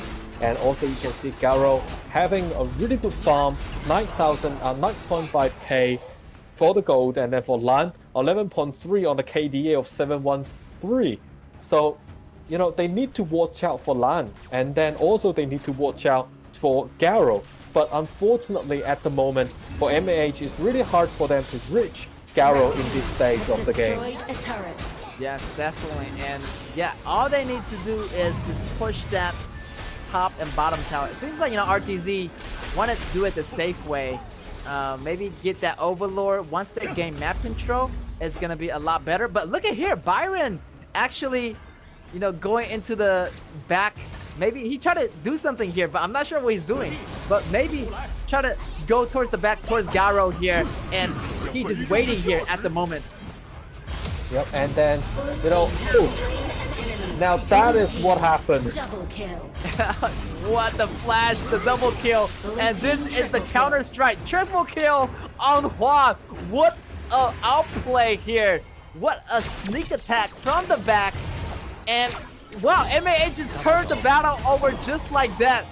Hua, the man with the plan, and wow, this man does a lot here. Yeah, he was really patient, and then we can actually see on the minimap, it's like moving all the way at the back to Garo. And the problem now is like with 5 of them versus 2 from the side, but you know, luckily for RTZ, most of them will come back, rebirth really soon. But now our MAH is making a comeback and then having a really good fight. Now they're trying to get the Overlord. So it's really up to RTZ what they are going to do with Luban number 7 and also with Byron's now. Yeah, look at that rhythm that KAW is carrying, and right now, like, the goal is equalized. Now they're playing on the evenly battlefield now, you know. Everything is going to be equalizing. This could be trouble for RTZ here. You know, they got the upper advantage, but they now lose it. Like, what? They built up a good advantage and they lost it at that last moment. So it's a little bit pity for them. But, you know, that KAW going back, getting 2 enemies knocking up, you know, getting Ben, getting Sun, and eventually getting that triple kill. Well, yes, MAH do have a chance of bouncing back right now. All they need to do is, you know, get to Garo and Ben. Yep. And then Lan is finding difficult at the moment to get his hand on Luban number 7 or on the Bomber Cat. Yes, and Luban number 7, and he's looking for revenge. You know, you have to taste your own medicine. That's what MAH is thinking. You know, having that father and son combo, you know, that's what they chose in the previous match on RTZ's side, and now they're fighting the midway battle. But still, the tower advantage, definitely RTZ does have the tower advantage, but not anytime soon, as they do have the map control. I feel like MAH does have a little bit more here, and it's gonna be trouble here because Lam is not with them, and that tyrant is gonna go into the hands of that MAH. Wow, almost got Lan out. Lan is out by the Bombercat. Such a good communication within the team. So with Lan is out of the battlefield, you know, RTC really need to look after their turn, and then they need to be aware. Otherwise, you know, the game will be overthrown again by MAH. Yeah, like right now, like everybody got their items now. You know, before MAH does not have the go advantage, but here, now they're fighting back. Their go is pretty much reversed. Now MAH is in the lead on the go count, and Lam is down. 10 seconds left till he bounced back. Still, Junpei does have that ultimate ready just in case anything goes wrong, but still, wow, MAH does do a lot over here, bouncing it back, and Luban number 7 is getting more powerful here. Like just as their team message, you know, keep fighting, keep acing. You know, such a well demonstration on their team spirit.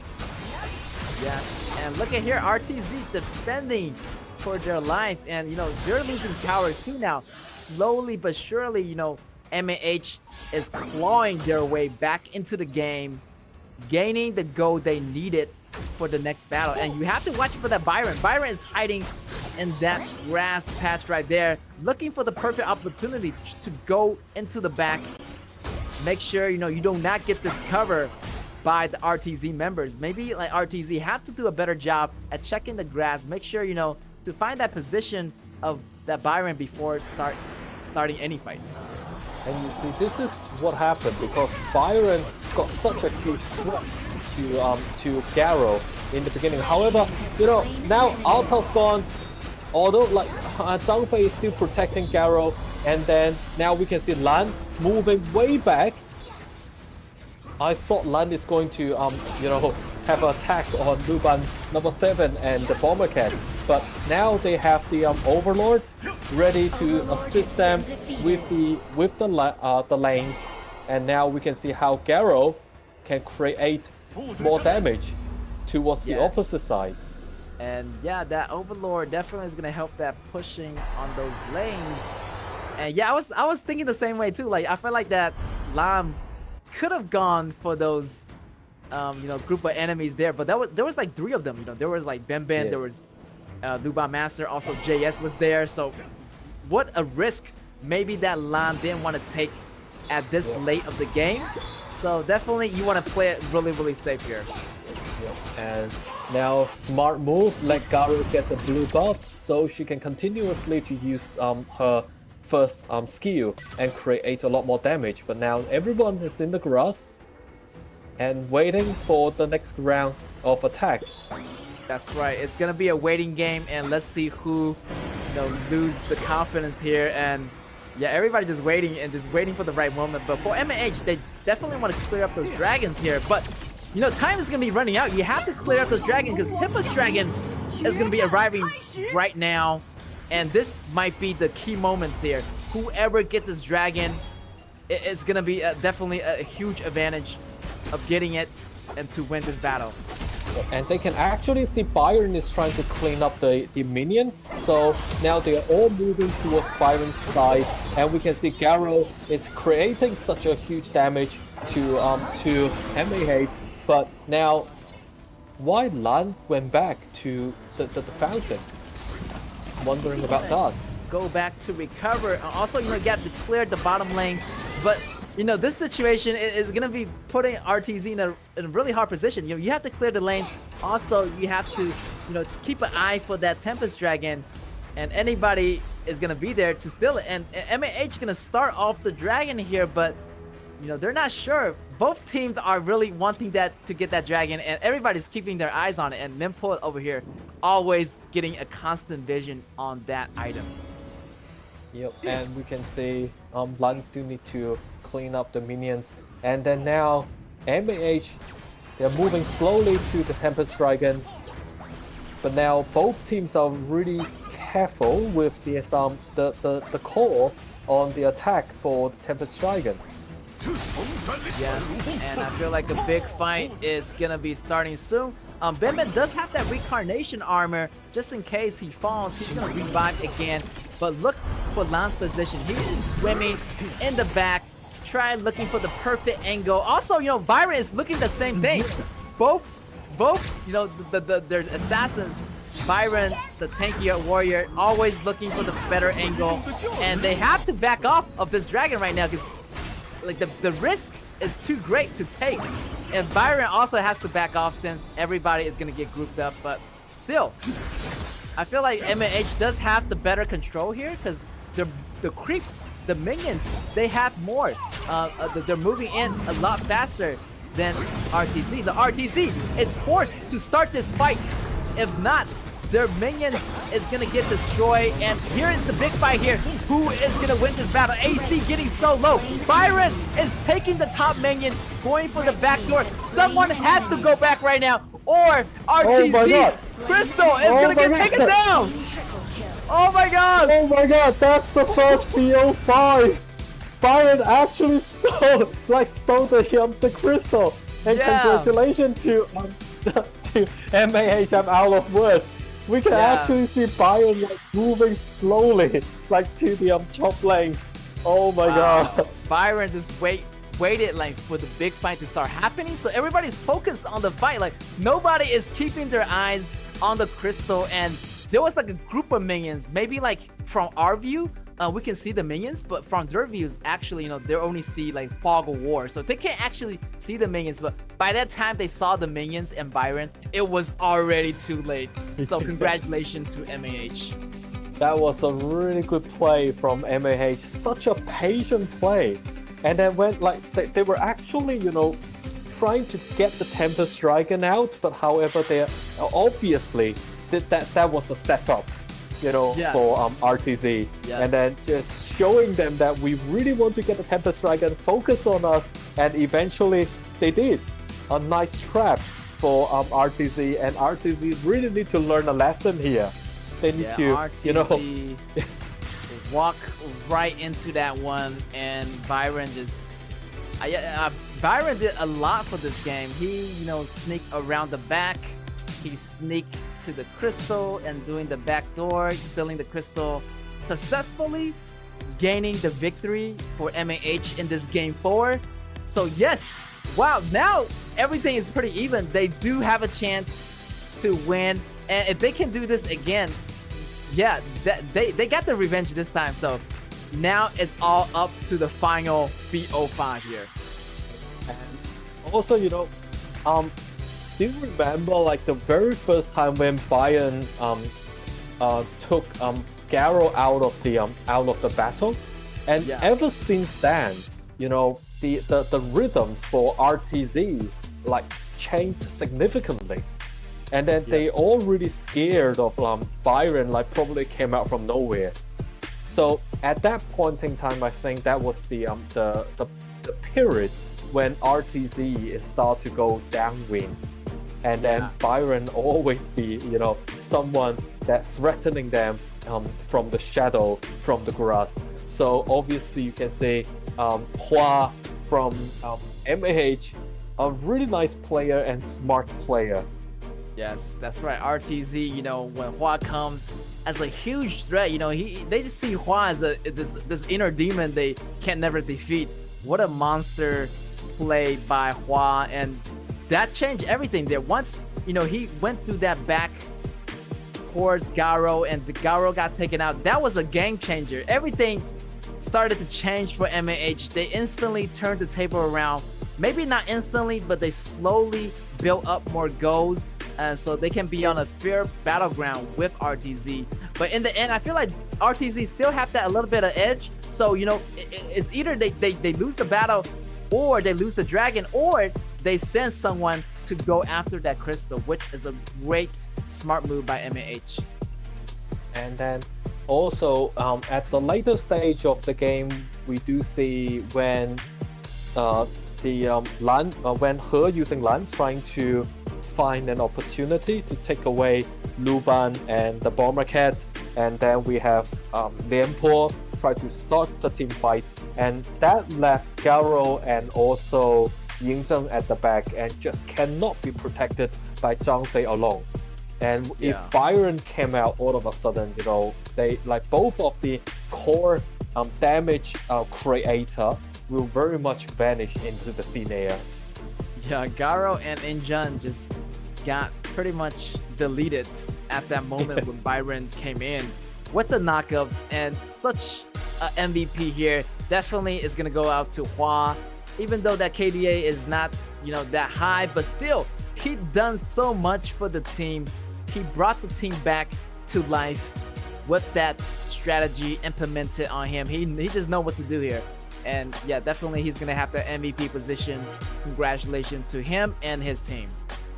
Such a significant role in the team from Hua. So obviously we will see the confidence from MAH never, you know, vanished. So as they once again look back at their team message, that's what they have.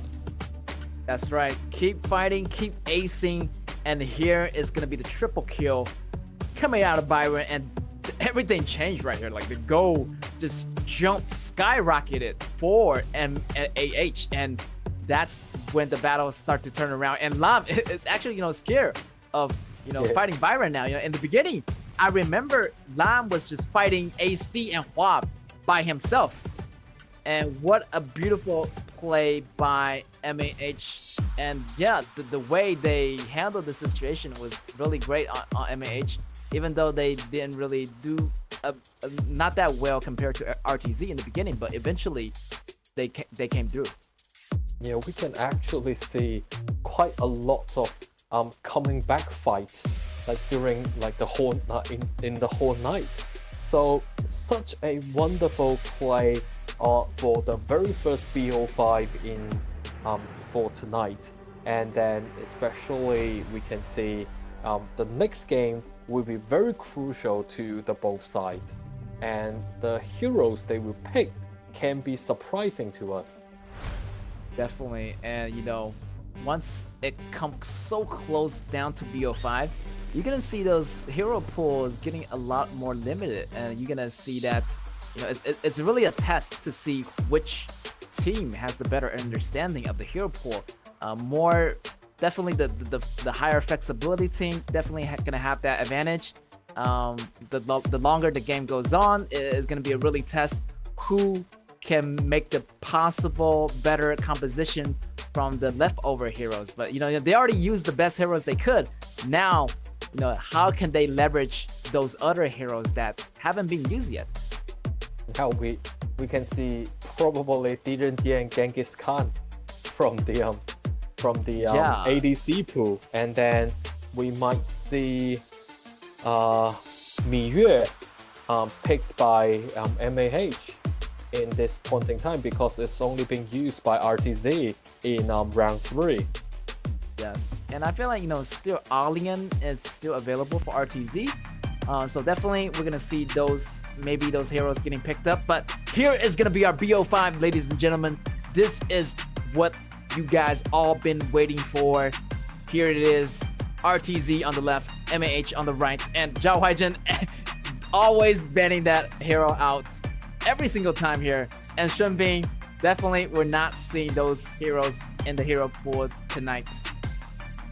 And basically Kai, just like the ban picks from the last game, and probably we will see Tai Yi being banned by the Bomber Cat being taken out by MAH.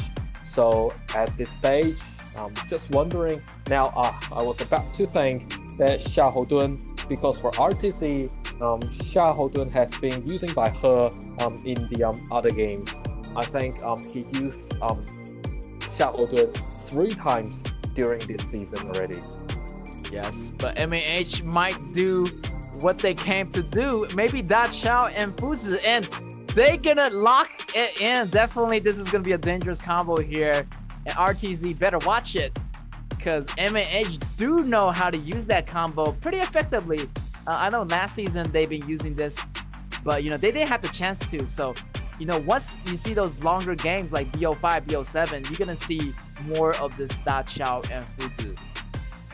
And also for MAH, we probably will see a no ADC lineups from MAH, because as we know, the very much the tanky heroes and warrior heroes are a lot more stronger in this batch of the game. So probably we might see a ADC versus non-ADC lineups. And then for RTZ, they got Garo. So no Garo. They have she is a new hero. Yeah, the Haya. Yeah, which is a great. I would say great counter. But you know, instead MAH pick up that Garo. So I feel like the Haya is a great counter, because she's gonna take either Fuzi or Da Chao out of the game. So it might be more breathing room for RTZ. Yep. And then but the thing is that for MAH to use Garo in the game, just not sure what mid lane's hero and confront lane hero will be like to support her. Yes, but with the new item that come out in a couple days ago, I would say Da Chao might be going into the mid lane. Because of this new item, it turns Da Chao into a mid laner. It turns the 4th ability into 3, so this is what MAH might be thinking. So they're going a double support route and having that Da Chao going in the mid lane. So this is crazy. It might not work out perfectly, but still MAH is doing this, so it might be a risk. Yep. For some of the audience who doesn't really know the change on Da Chao, with the new items from Da Chao, as Get mentioned, the 4 skills from Da Chao will turn into 3, and then very much is like the 3 skills from Da Chao are the combination of those 4. And then the ultimates from Da Chao became a AOE and CC skills from her. Yeah, you're gonna see a major big AOE stun, and also that first ability is a combination of 1 and 3, and that second ability is a combination of 2 and 4. So definitely you're gonna see a lot of surprises in this match, as Da Chao is the more flexible hero now. And he's gonna go to that mid lane, and he is gonna go against Haya. But still, that Mayane is gonna be really dangerous, because she's also an assassin, is there to handle that Garo. But with this new Da Chao, it might be a little bit too difficult, since Da Chao can put that teleportation now, and with the upgraded teleportation, MAH can choose to come back at any given moment. And also, like for Da Chao, the interesting thing is that when Da Chao in the later stage of the game, when she sold the item, her skill will be back, like restore back to 4 skills. So that can be really effective to create a really fast pace for the game. And also for Fuzi versus Mayane, from Honor of the King's storyline, that is like a master versus students. So we will see how they will, how they will perform towards each other. Definitely, definitely that storyline is gonna be that student versus the master at the top lane. But I feel like the top lane is gonna be full of actions. So BO5 here, ladies and gentlemen. RTZ on the left on the blue versus MAH on the right on the red. So definitely we're gonna see a lot of people protecting that Garo. Definitely Garo is gonna be the president here, and everybody's gonna protect him. Yep. And also we can also to mention for Da Chao, the first skill of Da Chao, especially when she's playing in the mid lane as a mid laner, Da Chao's skill, like the overall coverage of the skill will increase by the amount of damage you create when the items have been built up. Yeah, the longer the range, the bigger the damage, the longer the range. So interesting combination on this new Da Chao playing style. And MAH already done this, yesterday. So today they're doing it again. So definitely, they have been practicing this kind of composition, for a little while. They've done their research, so it's actually pretty much approved by MAH. So yeah, let's see how Da Chao, how he is gonna play, and with that new ability, he can choose to come back, and he does not come back, and that's the ability of Da Chao. But at this point in time, with Da Chao's with her skill set, she can actually pose a really threatening mindset for RTZ, because RTZ won't know whether Da Chao will come back or not. Yeah, definitely you're gonna have that cliffhanger where like, is she coming back or she's not coming back, or should I? Yeah.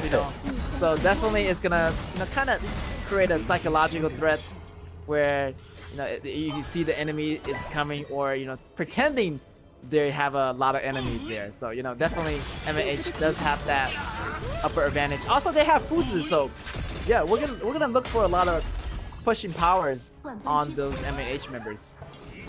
And we really need to see how RTZ is using the fire to create a threat to MAH.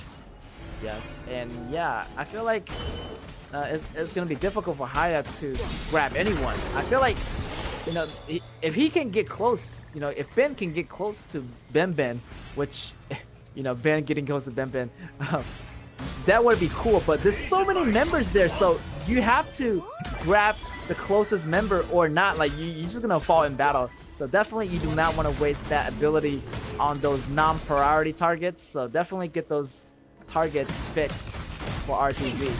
Yeah, and we can see the golds are very much equivalent. And however, if you look at for Garo, especially being linked by Ming, in this way a lot more damage can be done from Garo's side, and then also it's quite difficult for them to take Garo out. But however, the first blood is from RTZ, and then Da Chao being taken away. Yeah, I feel like Da Chao was a little bit late going into that teleportation circle, but in the meanwhile, here is the master, bullying the student here. But Mayene has to go back under the tower as he is facing maybe a dive here from AC, but they just want to farm up for now. But maybe a dive, maybe not. Still, Mayene is going to be a hard target to catch. But here's the counter back. One damage, and that's gonna be a spaz poke by Mayene. And we can see RTC, they're really aggressive now, and then Haya got Ban away, like just as you mentioned before, and Ban's gone, unfortunately, and that will be a really huge disadvantage at the moment. And then we can see Fuzu being taken away by his students, and also from the attacks of Xiaohodun. And now we can see RTC is in the lead by 2,000 Ks for gold. Yeah, I feel like this new Da Chao, maybe like this character is so new, like with this new item, it might be not tested enough yet. So it's really definitely a risk for MAH to use that Da Chao as a mid laner. Obviously, this Da Chao item just came out, so it could be a good thing, it could be a bad thing. The good thing is that RTZ might not be familiarized with this combo, but the bad thing is that, they don't have enough practice for this new Da Chao in the mid. And it could be like, the good thing is, well, another team fight. Oh, the Master's gone. Almost gone. Oh my god, Mayene does so much damage, but here, RTZ, still fighting back. He is such a beast. He managed to take out one member, with that low HP. The passive is going to hold him, but still, here is Ben using that ultimate to drag in AC. AC is going to be in trouble, but I feel like AC is fighting back. And Mayene cleaned up the battlefield. AC came back actually got the kill on Haya within her own ultimate. But here come RDZ's members. 3 versus 2. AC has to go. That's going to be a 2-for-1 trade for RTZ. Yep, and what a brilliant fight from RTZ now. It's like 6-3. They are in the lead. However, they need to be careful with Fuzi. You know, in the farm lane, we know what Hua just did with Byron on the last game. And then if they are not careful with Fuzi, something like, you know, history can always be the same. Yeah, actually, you know, Fuzi, you know, he did the same thing yesterday, going after the towers, you know, actually stealing the crystal in time. And he did it again today with Byron. So we might see another steal coming out of Fuzi today. So hopefully Hua is able to do that for his team, but right now, you know, they're kind of a little bit behind, so it's gonna be a lot difficult for MAH to do so. Yep, and now they are pushing to the second tiers of turrets, and then probably the farm lane turret is very much in danger. Yes, RTZ still try to apply pressure to their jungle. Right now the score is 7 versus 3. 7 minutes into the game, so RTZ still have the lead, and they still try to, you know, pull apart the gap here. I know that, you know, Fuzi still try to push that top tower. He's doing it really carefully. You know, he try to go in and out and try to do it really sneaky. Yep, and we can see Xiaohudun is getting the Overlord, so hopefully they can get their very first Overlord of the game, which they did, and now they have the support from the Vanguard, and now we can see Garo. You know, she could be in danger because once Xiaohudun's item being created out, then it's quite hard for her to make more damage towards him in the mid stage of the game. Yeah, I just feel like Garo has like 2 support with her right now. Look at that. It's so funny. Yeah. It's such a funny scene. It's not funny, like a funny picture moment where 2 support following Garo, and those are just soft support. So, you know, one support falls down, the other support definitely is gonna go down. So definitely, maybe they're like, they need more bodyguards for that Garo. And then what happened is we can actually see Ming is linking Garo to create more damage, and then Da Qiao's together with Garo to see if to create more speed for her.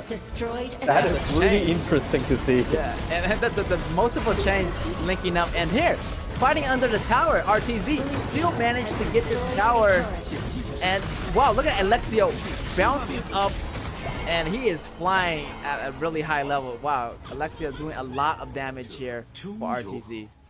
Yep, as we were talking about in the beginning of the game, especially like in the beginning of the night, like Alexio was a really good hero used by Sun. So definitely we can see how familiar Sun is with the hero. And then the student caught the master out of surprise. But however, everyone is coming in. Garo is at the back, creating lots of damage, and however, Mankey cannot survive due to the goal difference.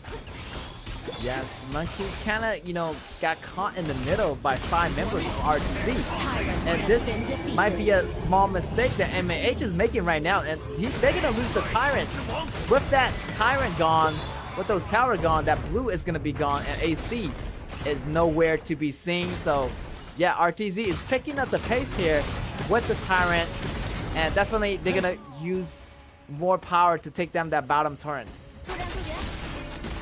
And then now, well, actually I was actually thinking that Da Qiao is about time, like after 10 minutes, to sell the items and see whether she can make a little bit of change to the skill sets and create better protections for her teammates. Yes, and here's the 10 minutes. The Shadow Overlord is going to be in effect. And here is Fuzi getting taken out by Mayane. Definitely the student came up on top this time. And yeah, and now they're getting the Overlord. And wow, everything looking good for RTZ. RTZ is picking up the momentum. You know, they're really serious about this. They want this win really, really bad.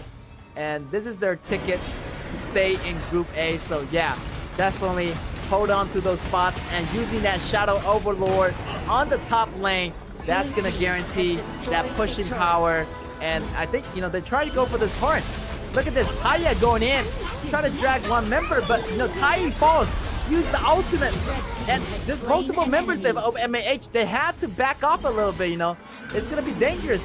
Monkey getting pulled into the Mirage, but he's gonna come back out. And everything is gonna go into a chaos moment. And that's gonna be a 1-for-2 trade in favor of MAH. And that is a really chaotic defense, which done by MAH in this point in time. Well, to be honest, they did a really good job. And then Mayane is still hitting in the grass. It's still quite dangerous. But eventually she escaped away, which is lucky. And then they are coming in to get Ming. Ming has been separated by Mayane. Yes, definitely. Ming goes down, but you know, KAW is gonna be back. I think that he's just gonna go with the pushing strategy right now, because the team fights, RTZ definitely got the better advantage here. They got the gold, they got the item, and MAH is maybe go to another strategy. And Da Chao is really good at actually defending the base, using those AoE ability. So yeah, using the teleportation, going in, and using that AoE to clear up that minion. And wow, letting Fuzi just, you know, by himself try to push the lane. So everybody has to go back to prevent Fuzi from taking down their towers. And Fuzi knew he has already created a threat to the opposite side, so he can actually go back to maintain his life in the game. And now we can see RTZ got the turret buff on top of them, so MAH really need to defend themselves carefully during the next 30 seconds. Yes, and yeah, maybe, you know, maybe MAH could do something impossible but the impossible is gonna be right now for MAH. 3 members falls, double kill for Mayane. I think this is gonna be game. That's gonna be ace, almost ace for MAH, and what a devastating blow by RTZ. And only Da Chao left standing, and that's gonna be ace for the entire team for MAH. Congratulations to RTZ. So RTZ managed to stay in Group A, and also congratulations to them with the first victory of the BO5. And actually, everything happened so fast. Yeah. Didn't really expected that. Yeah, they just have the advantage already. Like, they have the goal lead, so definitely they do want to start those fights with MAH. And MAH doesn't have enough time, you know, like, you have Fuzi, you know, if they gave Fuzi enough time, maybe Fuzi is gonna do more damage. But RTZ knew that, so they just want to end the game right away. So that's what they did there, and congratulations to RTZ. Also, like for MAH with the 2 soft supports, it's actually quite difficult to guard Garo in the game. If you know, they can choose a tankier support like Sulie, then that can be a lot more better in the game.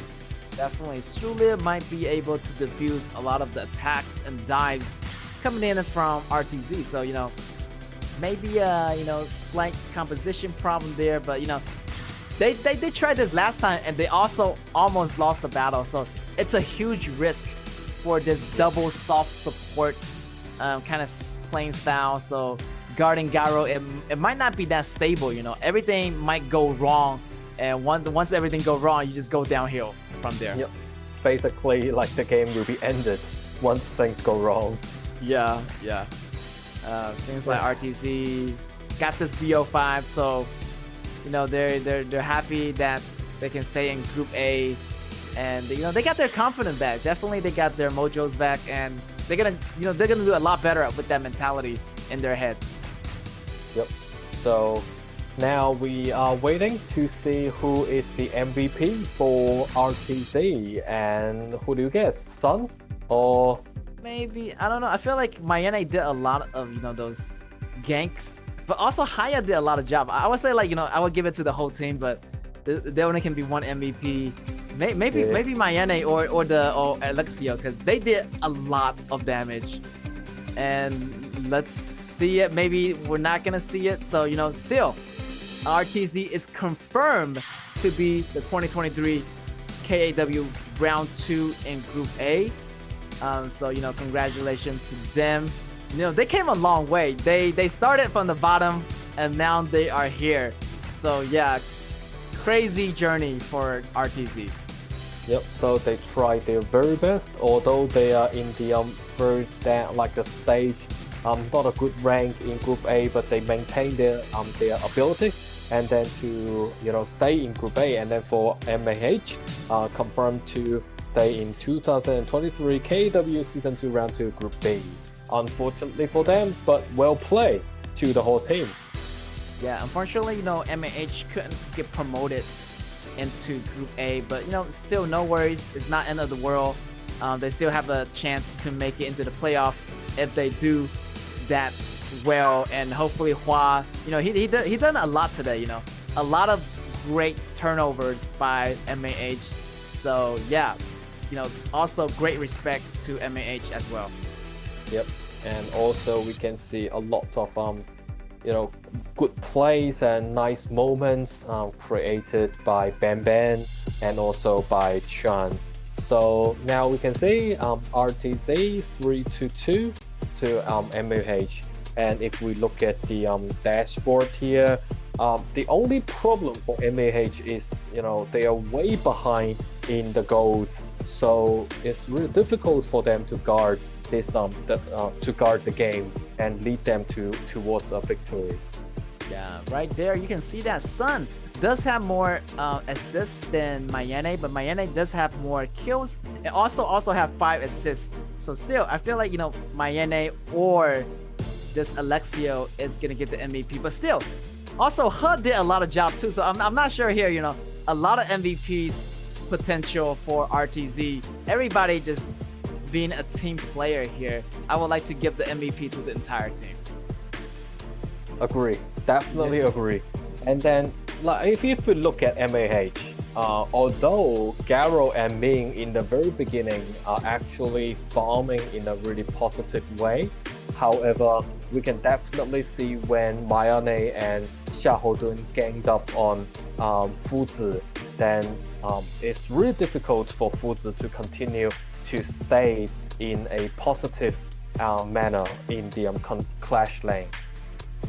And yeah, if you take a look at the numbers there, actually Da Xiao almost did 40% damage on the MAH side, which is amazing for a support that's going mid with that new item. I feel like Da Xiao does a great job of protecting its base, but still, they do not have another support that's tankier. I feel like maybe another, a hard support might be a little bit better, and while having that Da Xiao go mid. But both of them are soft supports, and here is going to be your MVP. It's going to be Xuan, 505 KDA, 27.1% in damage dealt, and he was just always there to take down Garo.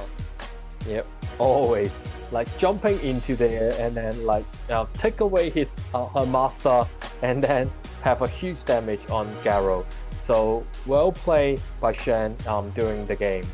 And just as you mentioned, for Garo, they really need to have a harder support. They can actually choose Lumber, they can choose Sulie, and all those supports can actually create a better shield of defense for Garo.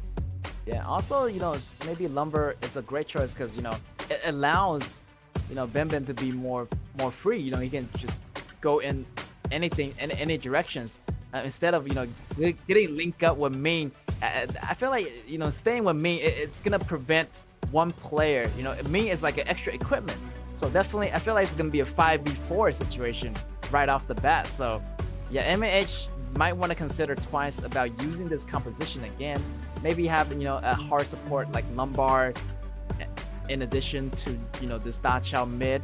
So, maybe, yeah, they can try something more different in the next match.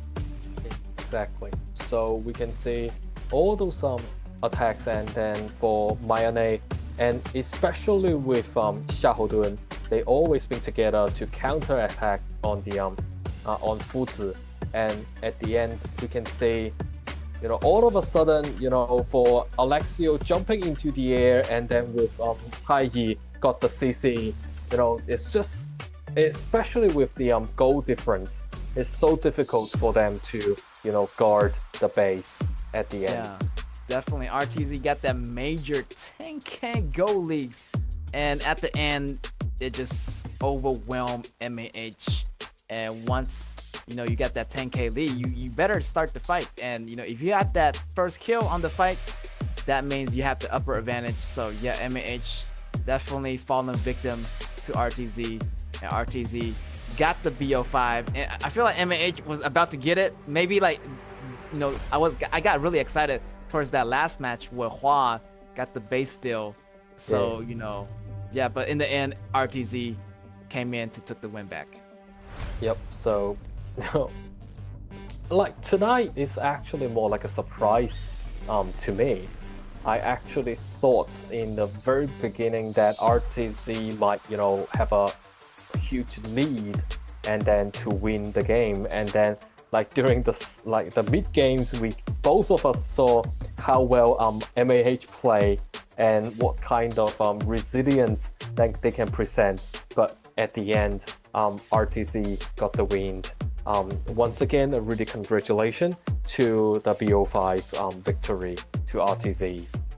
Yeah, as I mentioned, Enway said, me and Enway, we were mentioning, it must be a 3-1. I feel like RTZ is gonna get that 3, and MAH gonna get that 1 win. But MAH definitely surprised us with that last match, the game number 4 match. Wow, what an upset that MAH, that Hua player, pulled out during the last moment of the match.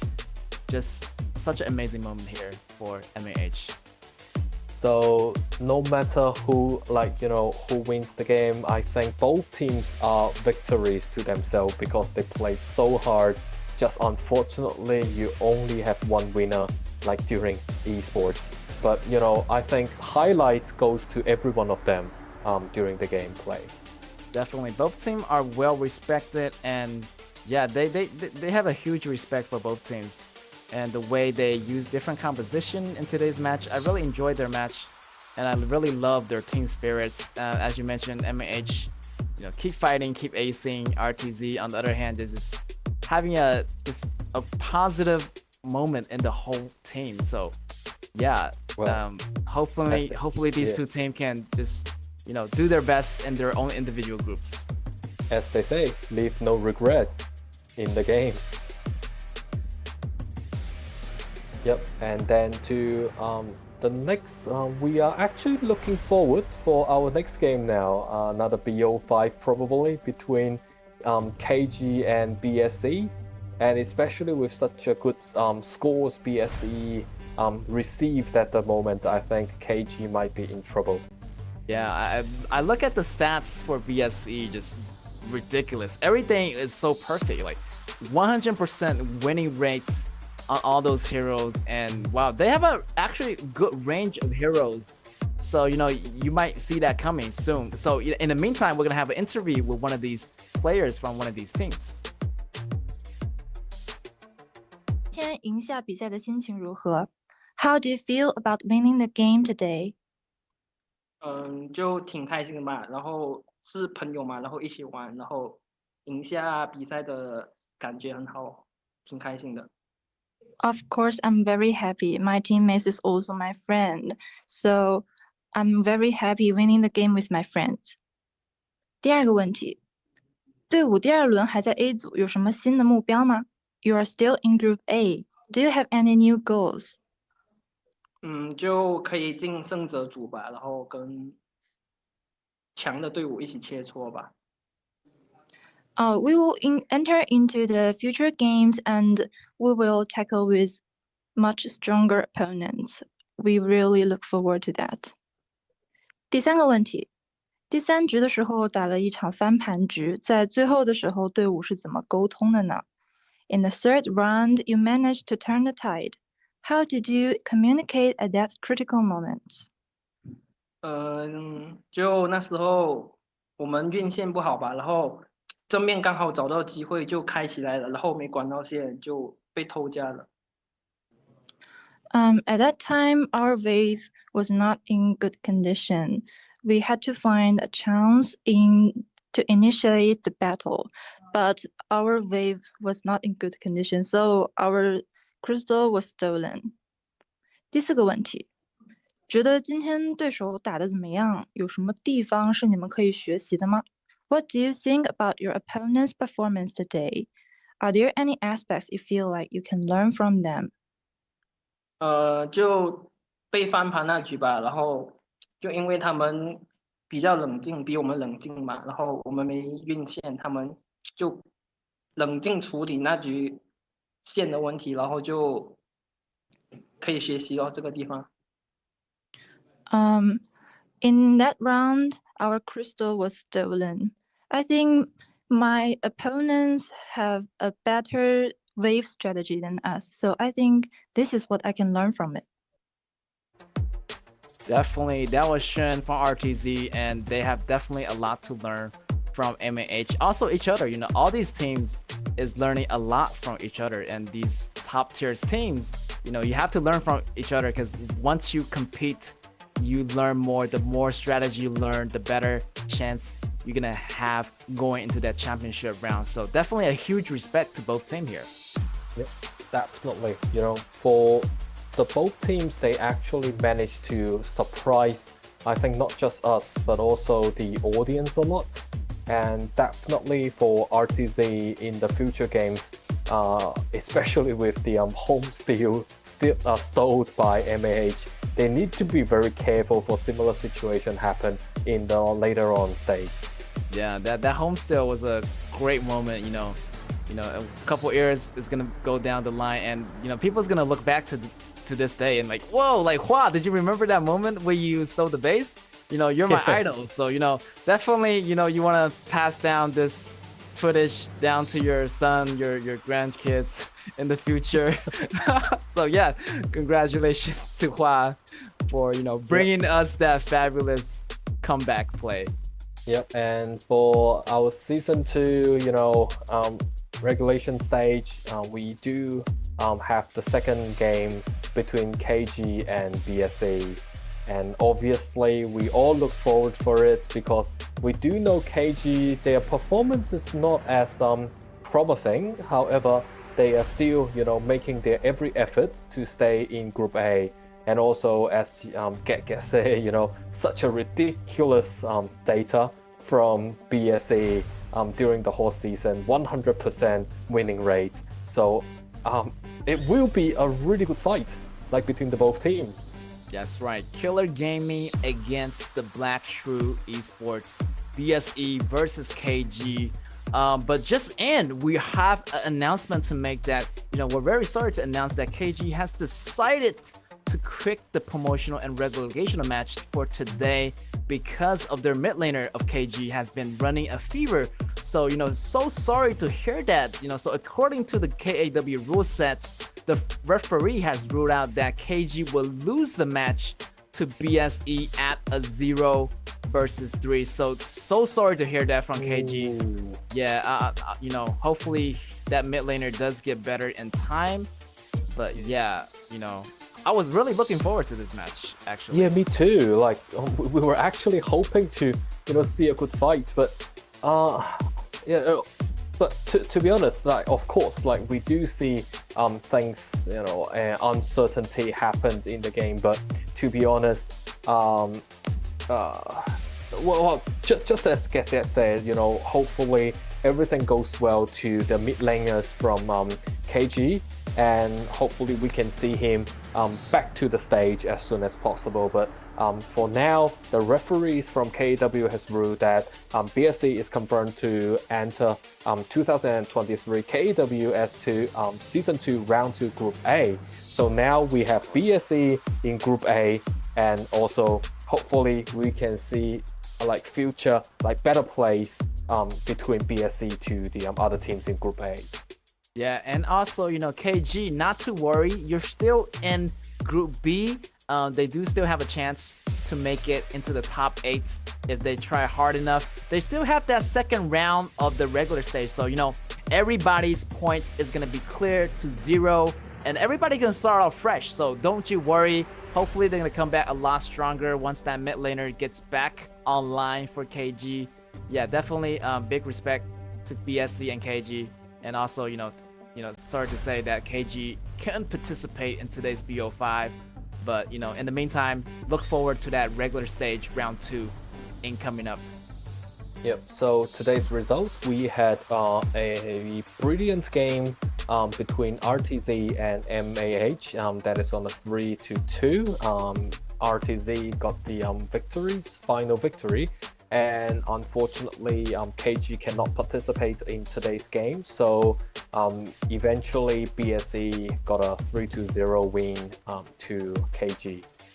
Yeah, definitely, but not to worry. The second round of the group stage is gonna be coming up, and also that's gonna be another 9 days. The same thing as the first, group stage, round 1. So round 2 is gonna be coming up, and we're gonna look at the, ranks here. So the new current ranks is still Nova in first place.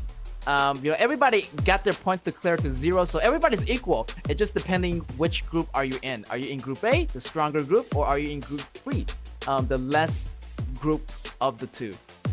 Yep, so another 9 days of game, and ladies and gentlemen, please follow us and subscribe us on the channel, and you can definitely see brilliant game played by our players during KAW Season 2. And now we can see Hua got 7 MVP, that is he is in the lead, and then for BSE, Zhihong on the 2nd place, and then Sean from Nova on the 3rd place.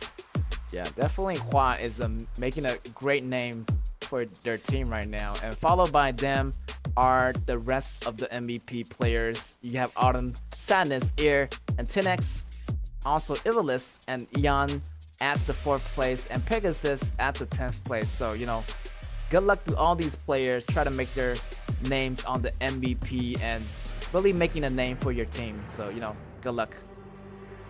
And then we are looking forward for our next set of games.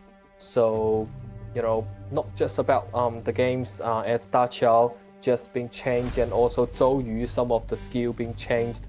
Hopefully all of you who are in front of the screen, when you're playing this new batch and you change up the games, you can actually experience a lot more in the game. Yeah, I feel like Joey got stronger, so I was surprised like nobody chose that into this game. Yeah. But we're gonna have more of those matches on Sunday, so stick around. And that's it for me today, and that's the wrap. My name is Gekit. And here is Anway. Thank you very much for watching, and see you next game. See you next game.